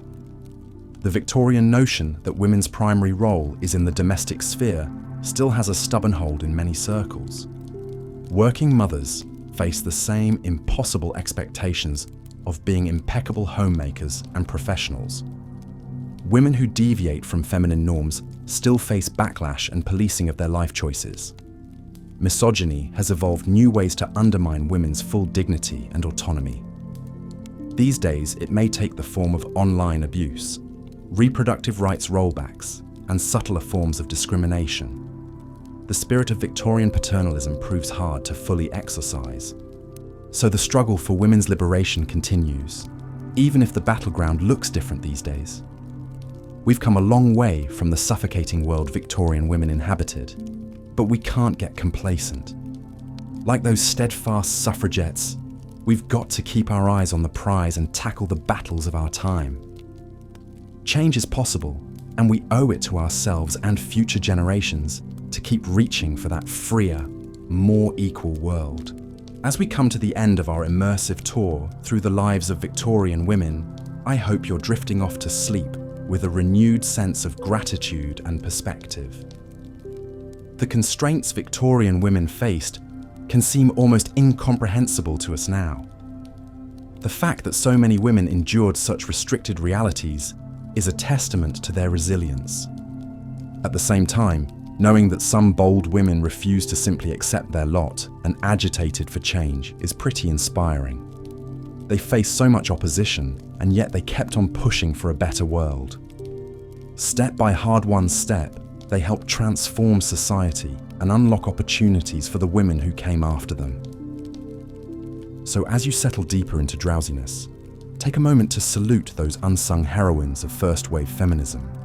Their trials, tribulations, and tireless advocacy made so much that we now enjoy possible. The fact that you can drift off unburdened by Victorian restrictions is a pretty profound thing. Of course, we've still got our work cut out for us to keep dismantling the lingering legacy of misogyny. But for now, let the soft blanket of slumber envelop you, secure in the knowledge that you stand on the shoulders of giants. The road they built was anything but easy, but it made our present that much brighter. Sweet dreams, until next time we meet to explore the annals of history. For now, rest well, knowing that the arc of progress, while long, does bend towards justice, even if it requires losing a lot of sleep. Good night, and may your repose be all the more restorative for the hard-won rights Victorian women could only dream of. Turning now to the limited opportunities Victorian women faced outside the domestic sphere, it's hard to overstate just how few paths were open to women of this era besides marriage and motherhood. With very few exceptions, women were barred from pursuing higher education at universities or from entering professional careers. The idea of an unmarried woman supporting herself was practically unheard of. Spinsterhood was seen as a pitiable state, an undesirable last resort for women who had failed to achieve their sole purpose in life of marrying and bearing children. And yet, with so few other options available, many women did remain unmarried simply because they lacked other viable paths to take. For young women of the upper and middle classes, their education and training was focused almost entirely on acquiring feminine accomplishments to attract a husband. Rather than scholarly pursuits, women were expected to fill their time learning skills like needlework, watercolor painting, singing, playing piano, or conversing in French. All of this knowledge was for the purpose of making her a charming, socially graceful ornament in the drawing room, never for her own intellectual growth or fulfillment. Only a very few strong-willed women managed to break out of this stifling mold against all odds. The famous nurse Florence Nightingale, for example, struggled for years against her wealthy family's disapproval to pursue her calling in medicine. Born into a well-off upper-class British family in 1820, the young Florence chafed against the limited scope of activities deemed appropriate for a woman of her social standing. In her youth, Nightingale's family refused to support any career ambitions for her, expecting her to follow the conventional path of marrying well and presiding over a household. But Florence was determined to pursue nursing, a grueling, often dangerous profession that was considered the domain of working-class women. For years, her family resisted her efforts to train as a nurse, believing it to be a demeaning aspiration, unbefitting a respectable lady. But Nightingale would not be dissuaded from her purpose. She saw nursing as a divine calling and chafed against the stifling social expectations placed on her. In 1844, a desperate Florence wrote in a private note, "I craved for some regular occupation, for something worth doing instead of frittering time away on useless trifles." It wasn't until Nightingale was 31 years old that her family very reluctantly allowed her to travel to Germany to finally receive formal nursing training. Even then, they considered this a great shame to the family. But Florence threw herself into the intensive nurses' training, working punishing 12-hour days filled with hard menial labor. Her diligence and aptitude quickly set her apart. When the Crimean War broke out and the British were faced with shocking casualties, Nightingale assembled and led a team of 38 volunteer nurses to the front. Despite resistance from the military establishment, Nightingale's team set up barracks hospitals and vastly improved sanitary conditions and care for wounded soldiers. Nightingale's wartime work brought her fame and cemented her status as a pioneering figure in the field of nursing. Her dogged statistical record-keeping and passion for sanitary reforms saved countless lives. By the time she died in 1910 at the age of 90, her impact had transformed nursing into a respected profession. The Nightingale School of Nursing she established in London in 1860 was a groundbreaking professional training program for nurses. Though few women of her era achieved the same level of professional independence, Florence Nightingale's trailblazing career served as an inspiration for generations of women yearning to have a meaningful purpose outside the home. Her story is a powerful testament to what women could achieve when they doggedly resisted the suffocating constraints placed on them. But for the vast majority of Victorian women, such a self-directed path in life was simply an impossible dream. Most had little choice but to pin all their hopes on a good marriage, seeing it as their only chance at a secure and respectable life. From a young age, enormous pressure was placed on women to marry well for the sake of elevating or maintaining their family status. Courtship and husband hunting in the Victorian era was a deadly serious business, far removed from our modern ideals of marrying for love. For women, the success or failure of their efforts on the marriage market would determine the entire course of the rest of their lives. An advantageous match could bring wealth, status, and comfort. Failure to secure a husband, on the other hand, would doom a woman to the social disgrace and penury of spinsterhood. The process of landing a husband was a complex and often humiliating one for Victorian women. Invitation-only balls were the primary venue for meeting and vetting potential spouses, with various arcane rituals and codes governing every interaction.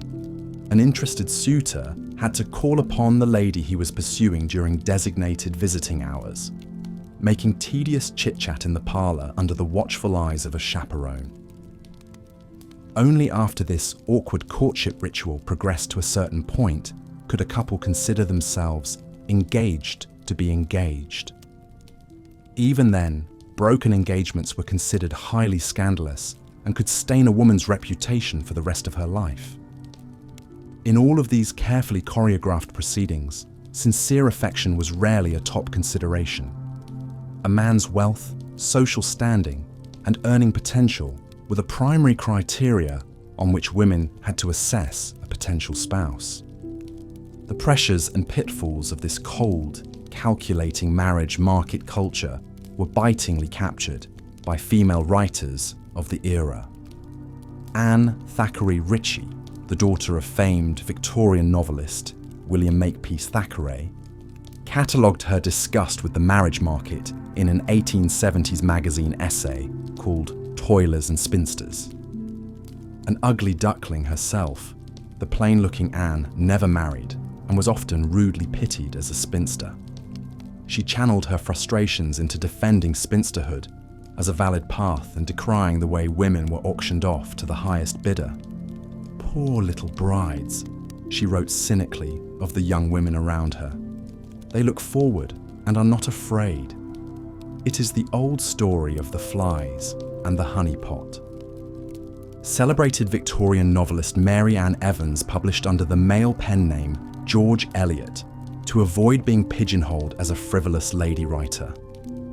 Her sweeping books often centered complex female characters who defied convention, like the doomed Maggie Tulliver of The Mill on the Floss and the strong-willed Dorothea Brooke in Middlemarch. In both her life and work, Evans pushed back against the constraints placed on Victorian women, shunning marriage and engaging in a scandalous live-in romantic relationship with a man who was unable to divorce his wife. Her nuanced depictions of women's struggles to assert their independence in a patriarchal society still resonate with modern readers today. The fact remains, however, that the paths taken by trailblazers like Florence Nightingale and George Eliot were vanishingly rare in Victorian times. For the vast majority of women, conforming to the social expectations of marriage was a matter of survival, not choice. Even the small taste of freedom and romance a woman might experience during courtship quickly gave way to the grim legal realities of coverture after marriage. Under the doctrine of coverture, a married woman essentially became a non-entity in the eyes of the law. Her very identity was considered covered by her husband's, meaning she could not own property, control her own earnings, or have any legal rights over her children. Anything a woman brought into the marriage became solely her husband's property. In fact, legally the husband and wife were considered a single entity, with the husband firmly at the head. The effects of coverture meant that married Victorian women were utterly at the mercy of their husbands, for better or worse. If a husband turned out to be abusive or profligate, his wife had virtually no legal recourse to protect herself or her children. She could not divorce him without proof of extraordinary mistreatment, and even if she did manage to obtain a divorce, she would be left without any property or means to support herself. Women trapped in unhappy or abusive marriages often simply had to endure their mistreatment in silence, as making a fuss would only jeopardize their social position further. The deep injustice of coverture left countless women vulnerable to exploitation with no way out. One particularly egregious case was that of Caroline Norton, a 19th century author and socialite who found herself trapped in a hellish marriage to a violent, drunken husband. After years of abuse, Caroline left her husband in 1836, taking their young children with her. In retaliation, her husband sued her close friend, Lord Melbourne, the Whig Prime Minister, for criminal conversation, essentially accusing them of having an affair. The scandalous criminal conversation trial that followed was the talk of London, with Caroline's reputation dragged through the mud. Though Lord Melbourne was acquitted, Caroline's husband continued to prevent her from seeing her children, using them as pawns to punish her for leaving him. Under coverture, Caroline had no legal rights to visitation or custody whatsoever. Her husband even had the right to seize all of Caroline's earnings from her writing. Determined to fight this injustice, Caroline Norton spent years tirelessly campaigning for legal reforms to protect women and grant them rights independent of their husbands. Her dogged efforts directly led to the passage of the Custody of Infants Act in 1839, the Matrimonial Causes Act of 1857, and the Married Women's Property Act of 1870, the first major cracks in the institution of coverture. Still, change was slow and piecemeal. Full legal equality was still a distant dream. In the meantime, Victorian women had little choice but to accept the grim realities of marriage as simply their lot in life. And once wed, the taxing cycles of pregnancy, childbirth, and motherhood that followed brought their own daunting hardships and sorrows. In an era without reliable contraception, many Victorian wives found themselves perpetually pregnant, their bodies ceaselessly strained by the rigors of carrying, birthing, and nursing one child after another. This constant physical burden was compounded by the emotional toll of losing children in an era plagued by high infant mortality rates. As many as 1 in 4 Victorian infants didn't survive to their first birthday, succumbing to common killers like infectious disease, diarrhea, and dehydration. Childhood mortality remained high even beyond infancy, with diseases like measles, scarlet fever, rubella, and whooping cough sweeping away countless young lives. Most Victorian mothers expected to lose at least one child. Maternal mortality in childbirth was also staggeringly common by modern standards. Puerperal fever, or childbed fever, was the leading cause of maternal death, a devastating infectious disease spread by doctors going from one labouring mother to the next without disinfecting their hands. It wasn't until the late 1800s that the importance of sanitation and hand-washing in preventing puerperal fever was widely accepted. In the absence of modern obstetric knowledge, the process of childbirth itself was a much more prolonged and excruciating ordeal. Without any real pain relief, besides swigs of liquor, and little understanding of how to handle complications like eclampsia or obstructed labour, women often laboured in agony for days on end. It's estimated that between 5 to 25 women died for every 1,000 births throughout the Victorian period. Even Queen Victoria herself, whose name has become synonymous with the era, was not untouched by these harsh realities of motherhood. Though she and Prince Albert were famously besotted with one another, Victoria dreaded being, in her words, like a cow or a dog, constantly pregnant.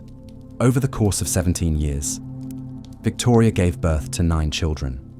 She loathed the physical miseries of pregnancy and the excruciating sufferings of childbirth. During her first labour with Princess Vicky, the ordeal lasted over 50 hours. The Queen was given chloroform to ease her pain for subsequent births and swore by it. Victoria also endured the shattering grief of losing children. Her second daughter, Princess Alice, died of diphtheria at age 35 in 1878, leaving behind a husband and young children. Her youngest son, Prince Leopold, was a haemophiliac who died at 30 following a fall, devastating the Queen. Of Victoria's own childhood, she wrote tellingly, "What a dreadful, dreadful loss to me that my dearest and kindest father should be taken, when I had hoped he might have lived many, many years longer. It is one of my greatest sorrows that my children have never or barely known a grandfather." So even at the very height of privilege, Victorian women were not spared the physical burdens and emotional pain that came with the feminine duty of bearing children at any cost. Lower down the social ladder, these hardships of constant childbearing were compounded by grinding poverty and backbreaking physical toil.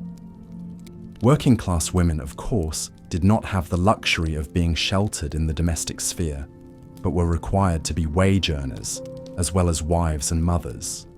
They worked punishing hours in factories and mills, or toiled as house servants, cooks and laundresses in wealthy homes.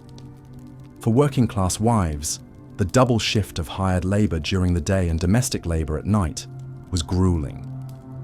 The absolute bottom rung of Victorian society was occupied by those fallen women who resorted to prostitution to scrape out a living. Universally spurned as immoral and ruined, these women had often turned to sex work as a last resort, after being seduced and abandoned by a partner, left widowed with children to support, or orphaned and destitute. The term prostitute encompassed women working in high-end brothels, patronised by gentlemen, as well as those soliciting on the streets. Streetwalkers in particular faced wretched conditions, enduring abject poverty, venereal disease, violence, and exploitation with no recourse. The scourge of syphilis was especially devastating in a time before antibiotics, starting with painless sores, but leading to horrific outcomes like skin ulcers, blindness, dementia, and death. One rare first-hand account of Victorian prostitutes' lives comes from a woman writing under the pseudonym Another Unfortunate, who penned an 1859 letter to the Times from the London Oakham Shed. This small prison workroom was where arrested prostitutes picked apart old ropes to reuse the fibres.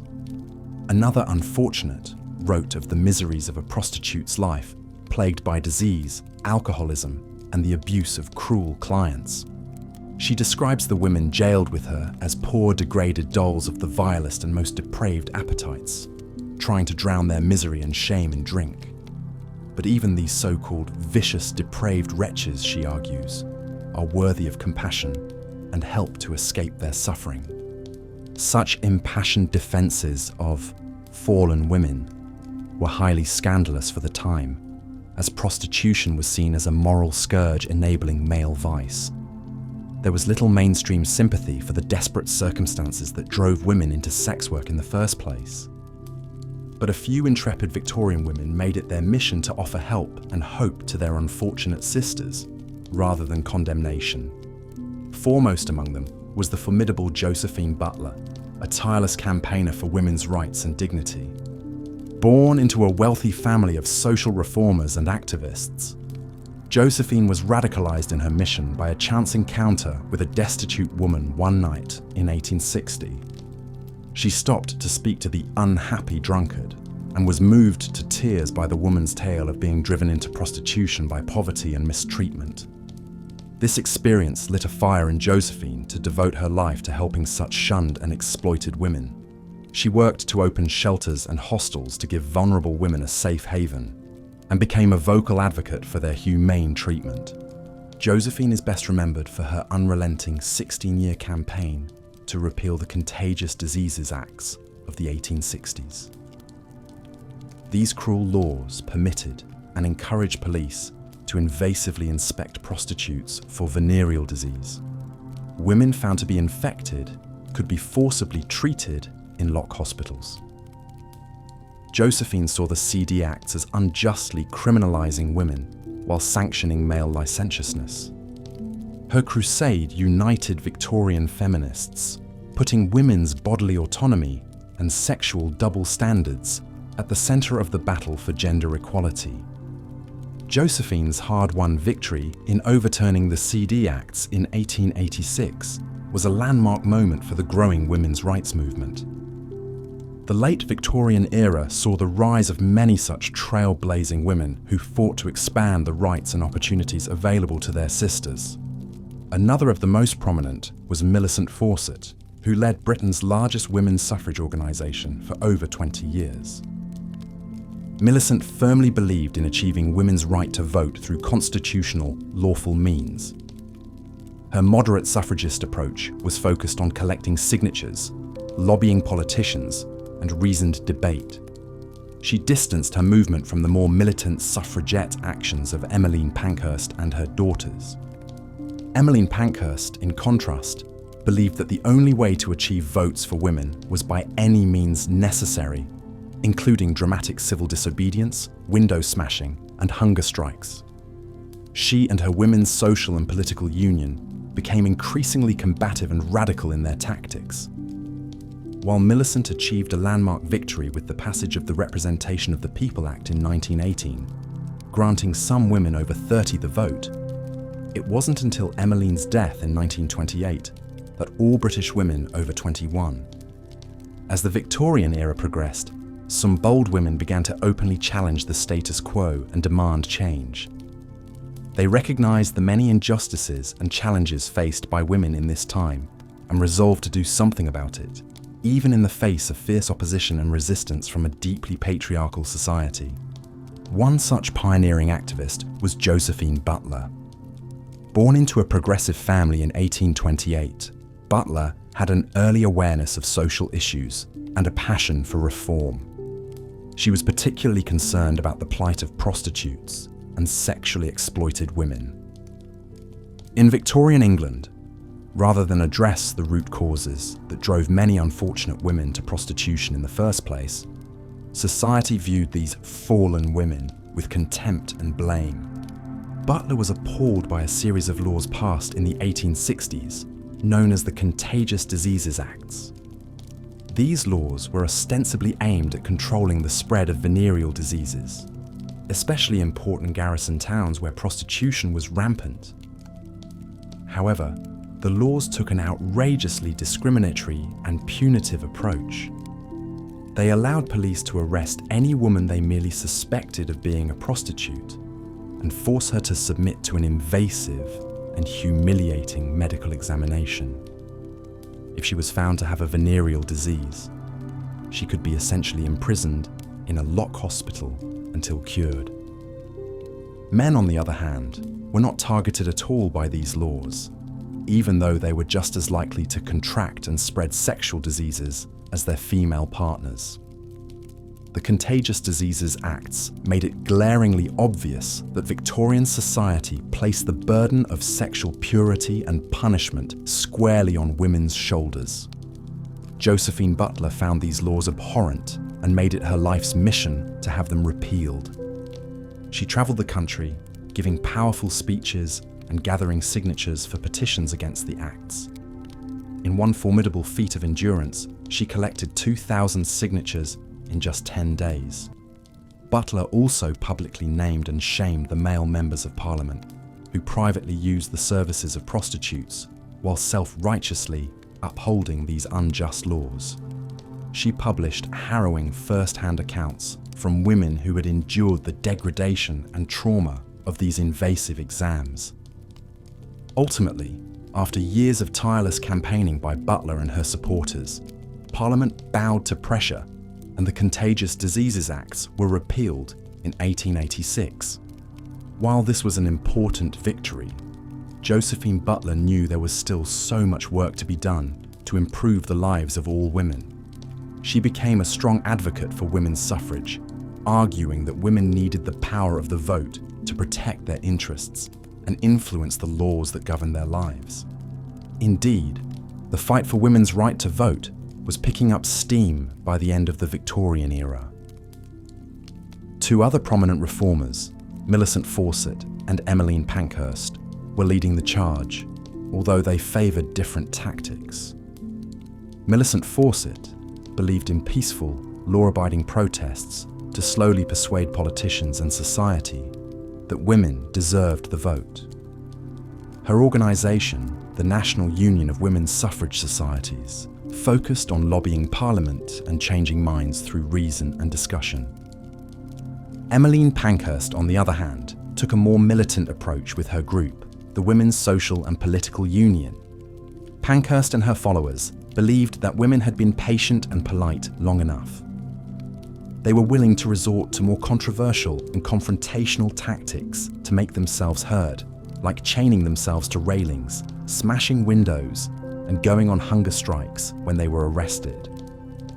The suffragettes, as they came to be known, endured ridicule, violence, and even imprisonment for their daring civil disobedience. When they went on hunger strikes in prison, they were often subjected to brutal force feedings that left many with permanent injuries. But Pankhurst and her dedicated activists would not be deterred. They were determined to show that they would rather die than continue to live without a voice and equal rights. Slowly but surely, public opinion began to turn in favour of women's suffrage. More and more men and women recognised the blatant unfairness and logical inconsistency of denying half the population a say in the laws that governed them. However, it would still be a long, arduous road, and Victorian suffragists like Fawcett and Pankhurst would not live to see their ultimate goal realised. Women in Britain over the age of 30 did not gain the right to vote until 1918, and it took another decade for full voting equality to be achieved in 1928. Nonetheless, the tireless efforts of Victorian activists like Butler, Fawcett, Pankhurst, and countless others laid the crucial groundwork that made future victories possible. They endured ridicule, harassment, and hardship to boldly imagine and demand a better world for women. As we reflect back on the many challenges and injustices faced by Victorian women, it can be easy to feel disheartened. Their lives were indeed constrained and difficult in so many ways, defined by suffocating societal expectations, crushing legal disadvantages, and discrimination at every turn. It took tremendous strength and resilience to simply survive as a woman in this time, let alone to dare to challenge the status quo as trailblazing activists did. At the same time, learning about these women's struggles can also be a source of inspiration and perspective. Victorian women may not have had the rights and freedoms that many of us take for granted today, but they still found ways to cope, to persevere, and to carve out what happiness and fulfillment they could within their difficult circumstances. And some of them had the vision and courage to stand up and fight for something better, even against seemingly impossible odds. When we remember what our foremothers had to endure, it puts our own challenges and privileges into clearer focus. We can recognize how far we've come, while also seeing how far we still have to go to achieve true equality and justice for women around the world. The victories we've achieved were built on the pain, sacrifices, and tireless efforts of generations of women who came before us. So while the lives of Victorian women were undoubtedly brutal in many ways, their stories are not merely tragic. There is something deeply heartening about their resilience, resourcefulness, and unquenchable thirst for fairness and dignity in the face of unrelenting hardship. They sowed the seeds of change through their suffering and their resistance. As we strive to shape a better, more equitable world for all, we can take strength and inspiration from the dauntless spirits of our sisters from the past. Their deeds and dreams live on through us. As we've seen, women in Victorian England were expected to conform to strict ideals of femininity and domesticity, with little room for individuality or independence. But within these stifling confines, some trailblazing women fought to expand the opportunities and rights available to their sex. One of the earliest battlegrounds was education. For most of the Victorian era, higher learning was considered the exclusive domain of men. The few women's colleges that existed were seen more as finishing schools, intended to polish ladies' accomplishments rather than truly expand their minds. But a few bold reformers sought to change that. One such pioneer was Emily Davies, a passionate advocate for women's equal education. In 1869, she helped found Girton College, the first residential college for women in England. Despite opposition from many who believed education would make women unfit for marriage and motherhood, Davies insisted that women deserved the same intellectual cultivation as men. Her efforts paved the way for other women's colleges, and slowly but surely, the idea that women could be serious scholars gained acceptance. By the end of the century, women were permitted to take Oxford and Cambridge exams, although they weren't yet granted degrees. It would take until 1920 and 1947, respectively, for those two elite universities to fully open their doors to women. Progress was slow and hard-won, but each small victory chipped away at the entrenched belief that women's minds were inferior to men's.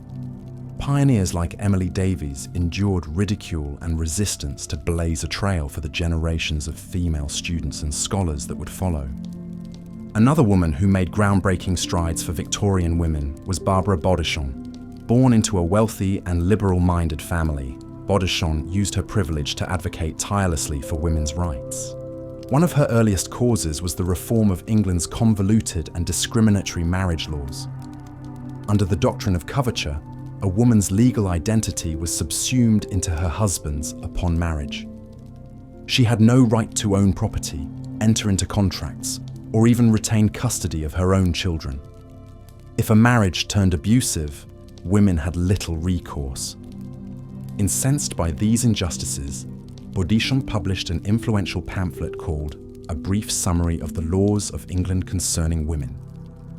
In it, she methodically laid out the ways in which the legal system failed women and made a compelling case for reform. Along with her contemporaries, Mary Howitt and Bessie Rayner Parkes, Bodichon also helped establish the English Woman's Journal, a groundbreaking publication that discussed women's issues and argued for their equal treatment under the law. The magazine was instrumental in raising awareness of the burgeoning women's rights movement. Bodichon's tireless campaigning helped lead to the passage of the Married Women's Property Acts of 1870 and 1882. While they didn't achieve full legal equality, these laws finally allowed married women to own their own property and keep their own earnings. It was a significant step forward in an era when women were still largely considered the property of their husbands. But the fight for women's rights still had a long way to go. Even as some reformers made strides in education and the law, the deep-seated belief that women were fundamentally inferior to men continued to limit their opportunities in profound ways. Victorian women were shut out of most professions, with a few exceptions like teaching and nursing. Even then, they were expected to give up their careers upon marriage. The idea of a married woman working outside the home was still hugely scandalous, but some intrepid women forged ahead anyway, determined to prove that they were just as capable as men. One of the most famous examples was Elizabeth Garrett Anderson, who became the first woman to qualify as a doctor in Britain.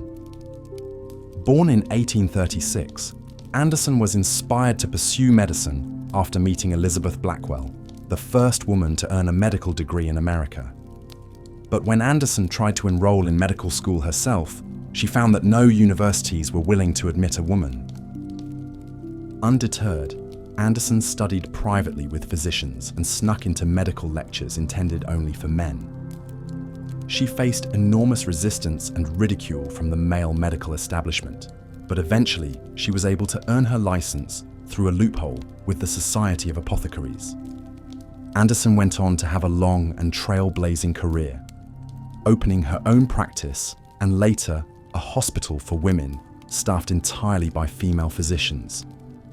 At a time when women were still largely barred from the medical field, Anderson proved that they could be every bit as skilled and competent as male doctors. Still, Anderson's hard-won success was the exception rather than the rule. For most Victorian women, the idea of having a fulfilling career outside of the home remained an impossible dream. The same was true of the right to vote. As the 19th century drew to a close, women in England still lacked any voice in their country's politics. The idea of women's suffrage was hugely controversial, with many arguing that women were too emotional and irrational to be entrusted with the vote. But a growing movement of bold suffragists begged to differ. They argued that women deserved equal rights and representation, and they were willing to fight tooth and nail to achieve it. One of the most famous leaders of the suffragist cause was Emmeline Pankhurst, who founded the Women's Social and Political Union in 1903. Pankhurst and her fellow suffragettes staged rallies, marches, and demonstrations to demand the vote. They endured arrests, hunger strikes, and brutal force feedings in prison, all in the name of their cause. Pankhurst's daughter Christabel was also a key figure in the movement, organising attention-grabbing stunts like chaining herself to the railings outside Parliament. These militant tactics kept the issue of women's suffrage squarely in the public eye, even as many decried the suffragettes as unladylike and even dangerous. But their relentless efforts helped keep up the pressure for change. Slowly but surely, public opinion began to shift in favour of women's voting rights. The horrific force feedings endured by imprisoned suffragettes turned sympathies their way, and the service of women in World War I further proved their contributions to society. Finally, in 1918, the Representation of the People Act granted property-owning British women over the age of 30 the right to vote. It would take another decade for full voting equality to be achieved, but it was a monumental step forward after so many years of struggle. The road to women's rights in Victorian England and beyond was long and arduous. Change came slowly, with each small step forward hard-won by the blood, sweat, and tears of dedicated activists. Women like Emily Davies, Barbara Bodichon, Elizabeth Garrett Anderson, and Emmeline Pankhurst endured everything from mockery to assault to imprisonment in their quest for a fairer, more equal world. The rigid gender roles and restrictions of Victorian society may seem almost unimaginable to us now.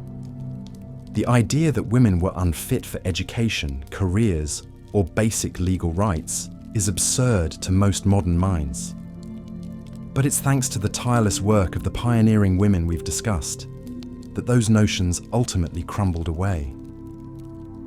So, as you drift off to sleep, take a moment to appreciate how far women have come and the incredible courage it took to get there. The cozy comfort of your bed may seem worlds away from the grim realities of Victorian womanhood, but it's only because of the passion and perseverance of generations of remarkable women that you can take your freedoms for granted.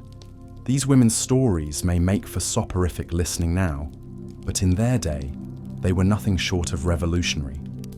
Their quiet strength in the face of overwhelming odds helped build the world we know today, a world where women can learn, work, vote, and live independently as never before. That progress is still ongoing, with battles left to fight and glass ceilings waiting to be shattered. But each night, as we lay down our heads, we can draw inspiration from the dauntless spirits of the women who came before us and made our current lives possible. In the face of seemingly insurmountable resistance, they never lost sight of the dream of true equality. So let their determination soothe you into slumber, secure in the knowledge that however bleak circumstances may seem, there will always be those who stand up and fight for what's right. With activists like those we've profiled guiding our history, even the most stifling of societies can change and grow. So rest easy and awaken tomorrow to a world made that much brighter by the courageous women of our past. As the Victorian era drew to a close, the seeds of change that had been planted by trailblazing women began to take root. The fight for women's suffrage in particular gained momentum in the early 20th century. Millicent Fawcett, a prominent suffragist, believed in peaceful constitutional methods to achieve the vote. She founded the National Union of Women's Suffrage Societies and worked tirelessly to lobby Parliament and change public opinion. In contrast, Emmeline Pankhurst and her daughters favoured a more militant approach. They founded the Women's Social and Political Union, whose members became known as suffragettes. The suffragettes engaged in civil disobedience, property destruction, and hunger strikes to draw attention to their cause. Many were arrested and force-fed in prison, becoming martyrs for the movement. Though their tactics were controversial, the suffragettes played a crucial role in keeping women's suffrage in the spotlight. World War I proved to be a turning point in the fight for women's rights. With so many men away at war, women took on new roles in the workforce and public sphere. They worked in factories, drove ambulances, and served as nurses on the front lines. Their invaluable contributions challenged traditional notions of women's capabilities and their place in society. In 1918, in recognition of their wartime efforts, women over 30 were finally granted the right to vote in Britain. It was a hard-fought victory, though the age restrictions still limited the electorate. It would take another decade for women to achieve full voting equality with men. Nonetheless, the Victorian women who had fought so fiercely for their rights laid the groundwork for this momentous change. As we reflect on the lives of Victorian women, it's easy to feel grateful for the progress that has been made.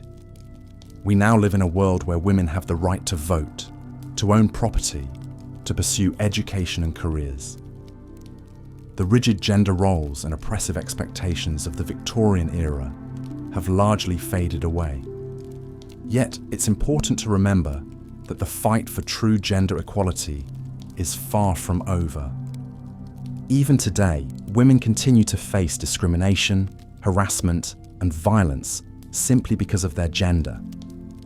The pay gap persists, and women are still underrepresented in positions of power.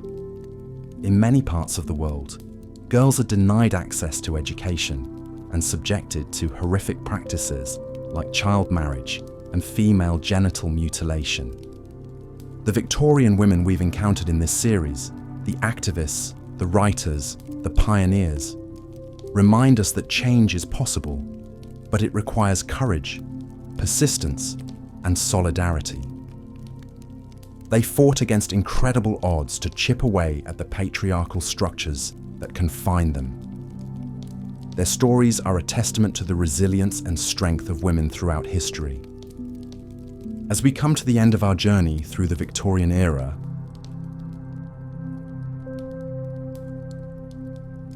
and now, the story ends. Thank you for joining me tonight on the Sleepy History Channel. We've traversed the long and often brutal lives of Victorian-era women, shaped by rigid expectations, quiet endurance, and hard-won change. Until our next journey together, rest well, dream sweetly, and remember, progress is never born overnight, but grows slowly through the courage of those who refuse to remain silent. Good night.